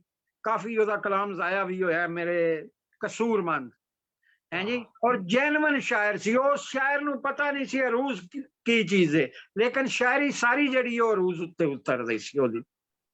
ਕਿਆ ਕਹਿਣੇ? ਇੱਕ ਪਰਸਨਲ ਜ਼ਾਤੀ ਜਿਹਾ ਸਵਾਲ ਕਰਾਂਗਾ ਜੀ, ਤੁਸੀਂ ਕਿੰਨਾ ਸ਼ਾਇਰਾਂ ਨਾਲ ਵਬਸਤਾ ਰਹੇ ਹੋ, ਕਿਹਦੇ ਤੋਂ ਜ਼ਿਆਦਾ ਮੁਤਾਸਰ ਹੋ? ਤੇ ਹਲਕੇ ਜਿਹੜੇ ਸਨ ਅਦਬੀ ਹਲਕੇ, ਇਟਲੀ, ਪਾਕਿਸਤਾਨ ਦੇ ਜਾਂ ਯੂਰਪ ਦੇ, ਉਹ ਕਿਹੜੇ ਹਲਕੇ ਨੇ ਜਿਨ੍ਹਾਂ ਤੋਂ ਜ਼ਿਆਦਾ ਮੁਤਾਸਰ ਹੋਏ, ਜਿਨ੍ਹਾਂ ਨਾਲ ਤੁਸੀਂ ਮਿਲ ਕੇ ਕੰਮ ਕੀਤਾ, ਅਦਬ ਦੀ ਤਰੱਕੀ ਲਈ ਮਿਹਨਤ ਕੀਤੀ? ਮੈਂ ਜੀ ਪਾਕਿਸਤਾਨ ਨੈਸ਼ਨਲ ਸੈਂਟਰ 'ਚ ਜਾ ਕੇ ਮੁਸ਼ਾਇਰਿਆਂ 'ਚ ਹਿੱਸਾ ਲਈਦਾ ਸੀ। ਕਾਲਜ ਆਪਣੇ ਵਿੱਚ ਜਿਹੜੇ ਮੁਸ਼ਾਇਰੇ ਛੋਟੀ ਸਤ੍ਹਾ ਤੇ ਹੁੰਦੇ ਸਨ, ਜ਼ਮੀਨਦਾਰ ਡਿਗਰੀ ਕਾਲਜ ਵਿੱਚ, ਉਹਦੇ 'ਚ ਹਿੱਸਾ ਲਈਦਾ ਸੀ। ਇੱਥੇ ਮੈਂ ਹਲਕਾਏ ਅਦਬੋ ਸਕਾਫਤੇ ਪਾਕਿਸਤਾਨ ਦੀ ਬੁਨਿਆਦ ਰੱਖੀ, ਜਿਹਦੇ ਤਹਿਤ ਸੈਂਕੜਿਆਂ ਅਦਬੀ ਨਸ਼ਿਸਤਾਂ ਹੋਈਆਂ ਨੇ। ਫਿਰ ਤੁਹਾਡੇ ਤਾਵਨ ਨਾਲ ਹਲਕੇ ਨੇ ਜਿਹੜਾ ਇੰਟਰਨੈਸ਼ਨਲ ਪ੍ਰੋਗਰਾਮ ਕੀਤੇ ਨੇ, ਔਰ ਬੜੀਆਂ ਨਾਬਗਾਏ ਰੋਜ਼ਗਾਰ ਹਸਤੀਆਂ ਸਾਡੇ ਕੋਲ ਆਈਆਂ ਨੇ। ਅਯੂਬ ਖਾਬਰ ਜੇ ਬੰਦੇ ਆਏ ਨੇ, ਅਨਵਰ ਮਸਊਦ ਸਾਹਿਬ ਜੇ, ਅਮਜਦ ਸਲਾਮ ਅਮਜਦ ਸਾਹਿਬ ਜੇ, ਇਫਤੀ ਸਾਹਿਬ ਜੇ, हैं जी अपना फरद परवीन साहबा, अगो बुशरा साहबा, रियाना कमर साहबा, नौशी गिलानी साहबा, वसी शाह साहब, किड़ियां किड़ियां वड्डियां अदबी शख्सियतां आईयां ने। ते मैं ते मतलब थोड़ी जिन्नी उम्र च बाहर निकल आया सा, इत्थे अदब वास्ते काम कीता है बहुत ज्यादा। वैसे मैं जेड़े प्रोग्रेसिव शायर ने, जेड़े बाए बाजू दे शायर ने, ਜਿਹੜੇ ਤਰੱਕੀ ਪਸੰਦ ਸ਼ਾਇਰ ਨੇ, ਹਮੇਸ਼ਾ ਉਹਨਾਂ ਤੋਂ ਮੁਤਾਸਰ ਰਿਹਾ ਹਾਂ। ਅੱਛਾ, ਤਰੱਕੀ ਪਸੰਦ ਸ਼ਾਇਰੀ ਤੋਂ ਮੈਨੂੰ ਯਾਦ ਆਇਆ ਕਿ ਤਰੱਕੀ ਪਸੰਦ ਤਹਿਰੀਕ ਜਿਹੜੀ ਹੈ ਉਹਨਾਂ 'ਚ ਕਾਫੀ ਸ਼ਾਇਰਾਂ ਦਾ ਨਾਂ ਹੈ, ਲੇਕਿਨ ਤੁਹਾਡੇ ਨਜ਼ਦੀਕ ਕਿਹੜੇ ਜ਼ਿਆਦਾ? ਸ਼ਾਇਰ ਲੁਧਿਆਣਵੀ ਜੀ ਮੈਂ ਮੁਤਾਸਰ ਹਾਂ ਬਹੁਤ। ਫੈਜ਼ ਅਹਿਮਦ ਫੈਜ਼, ਅਹਿਮਦ ਫਰਾਸ, ਜੀ ਜੀ, ਮੈਂ ਇਹਨਾਂ ਤੋਂ ਬਹੁਤ ਮੁਤਾਸਰ ਹਾਂ। ਇੱਕ ਹੋਰ ਜ਼ਾਤੀ ਸਵਾਲ, ਥੋੜਾ ਜਿਹਾ ਵਕਤ ਰਹਿ ਗਿਆ, ਲੇਕਿਨ ਮੈਂ ਪ੍ਰੋਗਰਾਮ ਜਿਹੜਾ ਨਾ ਉਹਨੂੰ ਅੱਗੇ ਵਧਾਉਣ ਲਈ ਮੈਂ ਇੱਕ ਹੋਰ ਜ਼ਾਤੀ ਸਵਾਲ ਤੁਹਾਡੇ ਨਾਲ ਕਰਨਾ ਚਾਹੁੰਦਾ ਕਿ ਤੁਹਾਡੀ ਸਿਆਸਤ ਦਾ ਕੋਈ ਦਿਲਚਸਪੀ ਹੈ? ਕਿਉਂਕਿ ਅਕਸਰ ਮੈਂ ਫਲਾਇਰ ਵਗੈਰਾ ਮੈਂ ਪਾਕਿਸਤਾਨ ਪੀਪਲਸ ਪਾਰਟੀ ਇਟਲੀ ਦਾ ਜਨਰਲ ਸੈਕਟਰੀ ਹਾਂ। ਮੈਂ ਅਰਸਾ ਦਰਾਜ਼ ਚ ਪੀਪੀ ਚ। ਸਟੂਡੈਂਟ ਦੌਰ ਚ ਮੈਂ ਇੱਕ ਬੜੀ ਤਾਕਤਵਰ ਮਜ਼ਹਬੀ ਤਨਜ਼ੀਮ ATI ਵਿੱਚ ਕੰਮ ਕੀਤਾ ਹੈ। ਉਹਦਾ ਡਿਸਟ੍ਰਿਕਟ ਦਾ ਵੀ ਅਹੁਦੇਦਾਰ ਰਿਹਾ, ਤਹਿਸੀਲ ਦਾ ਵੀ ਰਿਹਾ। ਤੇ ਉਦੋਂ ਬਾਅਦ ਮੈਂ ਉਦੋਂ ਵੀ ਜ਼ੇਨ ATI ਦੇ ਵਿੱਚ ਵੀ ਮੈਨੂੰ ਸੁਰਖਾ ਆਉਂਦੇ ਸਨ। ਇੱਥੋਂ ਅੰਦਾਜ਼ਾ ਲਾ ਲਓ ਕਿ ਮੈਂ ਬਾएं ਬਾਜ਼ੂ ਦਾ ਸਾਂ ਉਸ ਤਨਜ਼ੀਮ ਦੇ ਅੰਦਰ ਵੀ ਹੋ ਕੇ। ਤੇ ਉਦੋਂ ਬਾਅਦ ਪਾਕਿਸਤਾਨ ਪੀਪਲਸ ਪਾਰਟੀ ਚ ਅਰਸਾ ਦਰਾਜ਼ ਤੋਂ, ਔਰ ਇਹ ਮੇਰੀ ਭੱਟੋ ਸਾਹਿਬ ਨਾਲ ਜਿਹੜੀ ਮੁਹੱਬਤ ਹੈ ਔਰ ਬੇਨਜ਼ੀਰ ਨਾਲ, ਉਹਦੀ ਵਜ੍ਹਾ ਇਹ ਵੇ। ਫਿਰ ਵੀ ਇਹ ਜਮਾਤ ਜਿਹੜੀ ਗਰੀਬਾਂ ਦੀ, ਅਕਲੀਤਾਂ ਦੀ, ਮਜਬੂਰਾਂ ਦੀ, ਪਿੱਸਿਆਂ ਦੀ ਗੱਲ ਤੇ ਕਰਦੀ ਹੈ ਨਾ, ਦੂਜਿਆਂ ਦੇ ਤੇ ਮਨਸ਼ੂਰ ਵਿੱਚ ਕੋਈ ਨਹੀਂ। ਕੁਝ ਅਕਲੀਤਾਂ ਵਾਸਤੇ ਜਾਂ ਮਜ਼ਦੂਰਾਂ ਵਾਸਤੇ ਜਾਂ ਔਰਤਾਂ ਦੇ ਹਕੂਕ ਵਾਸਤੇ ਜਾਂ ਅਕਲੀਤਾਂ ਦੇ ਹਕੂਕ ਵਾਸਤੇ। ਮੈਂ ਤੇ ਇਹ ਆਨਾ ਵਾਂ ਕਿ ਪਾਕਿਸਤਾਨ ਵਿੱਚ ਜਿੰਨੇ ਹਕੂਕ ਮੇਰੇ ਨੇ, ਉਨੇ ਹੀ ਜੀਮਫੇ ਗੌਰੀ ਸਾਹਿਬ ਦੇ ਨੇ, ਬਿਲਕੁਲ ਮੇਰੇ ਬਰਾਬਰ। ਉਨੇ ਹੀ ਅਲੈਗਜ਼ੈਂਡਰ ਜੌਨ ਦੇ ਨੇ, ਉਨੇ ਹੀ ਸ਼ਫੀਕ ਮੁਰਾਦ ਦੇ ਨੇ, ਉਨੇ ਹੀ ਇਸਾਕ ਸਾਜਦ ਦੇ ਨੇ। ਇਨਸਾਨ ਬਰਾਬਰ ਨੇ, ਮੁਸਾਵਾਤ ਹੋਣੀ ਚਾਹੀਦੀ ਹੈ। ਤੇ ਪਹਿਲੀ ਚੀਜ਼ ਇਨਸਾਨੀਅਤ ਹੈ। ਗੌਰੀ ਸਾਹਿਬ ਅਸੀਂ ਬਿਲਕੁਲ ਆਖਰੀ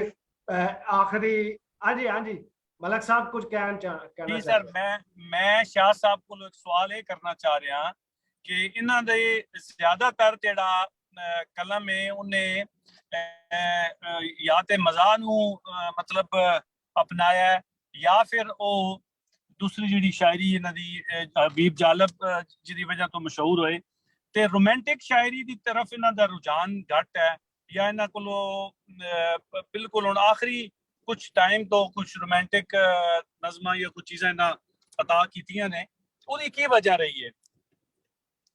ਜੀ ਉਹਦੀ ਵਜ੍ਹਾ ਮਸਲਨ ਹੁਣ ਹੀ ਮੈਂ ਨਜ਼ਮ ਹੈ ਮੇਰੀ ਤੇਰੀ ਜਦ ਕਾਲ ਨਹੀਂ ਆਉਂਦੀ, ਮੈਂ ਸਾਰੀ ਰਾਤ ਨਹੀਂ ਸੌਂਦਾ। ਹਾਂਜੀ, ਸ਼ਾਇਰ ਜਿਹੜਾ ਹੈ ਉਹ ਮੈਂ ਸਮਝਣਾ ਇਸ਼ਕ ਤੋਂ ਬਗੈਰ ਸ਼ਾਇਰੀ ਮੁਨਾਫਕਤ ਹੈ। ਜਿਹਨੂੰ ਇਸ਼ਕ ਨਹੀਂ ਉਹ ਸ਼ਾਇਰੀ करे वो शायर है, वो मसनूई शायर है और वो मुनाफक शायर है। अच्छा शाह जी, मजहबी शायरी करते वेखे ने, लेकिन अंदर मजहब कोई नहीं, अंदर रूहानियत कोई नहीं, अंदर तब्दीली कोई नहीं। करप्शन भी कर रहे ने, गुनाह भी कर रहे ने, गुनाह आलूद जिंदगी कर रहे ने, लेकिन उन्होंने दियां नातां दियां किताबां भी है ने, मजहबी शायरी भी है वे। मैं इन मुनाफकत समझना। मलक साहब ने अगर इजाजत हो तो मैं आता हूँ आपकी तरफ। मलक साहब ने ਜਿਹੜੀ ਗੱਲ ਜੀ ਮਲਕ ਸਾਹਿਬ ਦੀ ਗੱਲ ਦਾ ਮੈਂ ਜਵਾਬ ਦੋ ਲਫ਼ਜ਼ਾਂ ਹੀ ਦਿਆਂ। ਅਸਲ ਹੋਇਆ ਇੰਜ ਕਿ ਸ਼ਾਹ ਜੀ ਦੀ ਸ਼ਾਇਰੀ ਦਾ ਜਿਹੜਾ ਪਹਿਲੂ ਸਾਹਮਣੇ ਆਇਆ ਲੋਕਾਂ ਦੇ ਸੋਸ਼ਲ ਮੀਡੀਆ ਜਾਂ ਦੋਸਤਾਂ ਦੀ ਮਹਿਫਿਲ ਦੀ ਵਜ੍ਹਾ ਤੋਂ, ਉਹ ਪਹਿਲੂ ਜਿਹੜਾ ਹੈ ਉਹ ਜ਼ਿਆਦਾ ਮਜ਼ਾਮਤ ਦਾ ਪਹਿਲੂ ਹੈ ਔਰ ਮਜ਼ਾਹ ਦਾ ਪਹਿਲੂ ਹੈ। ਲੇਕਿਨ ਅਸੀਂ ਤੇ ਕਾਲਜ ਦੇ ਜ਼ਮਾਨੇ ਸਕੂਲ ਦੇ ਜ਼ਮਾਨੇ 'ਚ ਇਹਨਾਂ ਦੀਆਂ ਰੋਮਾਂਟਿਕ ਨਜ਼ਮਾਂ ਸੁਣ ਕੇ ਤੇ ਅੱਗੋਂ ਵੀ ਸੁਣਾਉਂਦੇ ਹੁੰਦੇ ਸਾਂ। देखो जी इकबाल शाह जी, साहब जी। मलक साहब असल च मसला है कि साडे कोल जेहड़ी ना उर्दू अदब च तहकीक और तनकीद वो बहुत घट हुंदी है, जिहदी वजह नाल इन्हां दी शायरी चों फलसफा भी निकल सकदा है, इन्हां दी शायरी तो रोमानियत भी निकल सकती है, मोहब्बत भी निकल सकती है, और कायनात दा हर शोबा खुदा ना मुकाबला खुदा ना मकालमा वो भी निकल सकता है। मैं मलक साहब ने सवाल किया सी मुहब्बत ते, शाह साहब आखिरी सैकंड लास्ट कह लो सवाल है कि मुहब्बत इको बारी होंदी है या बार बार हो जाती है? जी बार बार हो जाती है, सच बोलना। किसी को थोड़ा जिहा समझा सानू। सिलसिला टूटा नहीं है दर्द की जंजीर का, अहमद इकबाल वाह आख्या सी। क्या बात शाह जी, लेकिन शायरी शाह विच जी। ना मैं किसी नाल बेवफाई कीती है ना करां शाह दा। साहब एक सवाल ਇਹਦੇ ਨਾਲ ਹੀ ਰਿਲੇਟਡ ਹੈ ਕਿ क्या एक बंदे नाल भी दोबारा मोहब्बत हो जाती है? जी हो जाती है। शाह बिल्कुल शाह साहब बिल्कुल ਦੀ बिल्कुल शाह साहब ਦੀ ਤਰਫੋਂ मोहब्बत ਇਹ ਦੇ ਸਾਰੇ ਸਰ ਗੱਲਾਂ ਦਰਵਾਜ਼ੇ ਖੁੱਲੇ। ਖੁਰਚਦੇ ਨੇ ਪਏ ਅਸਲ शाह जी असल च ਇਹ मसला ਕੁਝ है ਰਾਗ ਕੱਢਣਾ ਚਾਹ ਰਹੇ ਨੇ। कि मोहब्बत एक लाफानी चीज है, वो किसी नाल भी हो सकती है ते बार बार भी हो सकती है, सिर्फ बच्चों ਲਈ ਇੱਕੋ ਵਾਰੀ ਕਰਨੀ ਚਾਹੀਦੀ ਹੈ।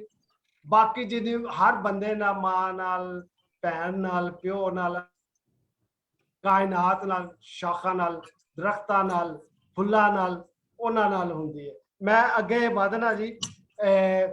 ਸ਼ਾਹ ਜੀ ਦੁਨੀਆ 'ਚ ਇਹ ਜਿਹੜਾ ਦੌਰ ਹੈ ਬੜਾ ਜੀ ਫਾਸਟ ਹੈ, ਫੇਸਬੁੱਕ ਦਾ ਦੌਰ ਹੈ, ਇੰਟਰਨੈਟ ਦਾ ਦੌਰ, ਗੂਗਲ ਦਾ ਦੌਰ ਹੈ, ਤੇ ਕਿਤਾਬ ਦਾ ਕੋਈ ਮੁਸਤਕਬਲ ਹੈ ਹੁਣ?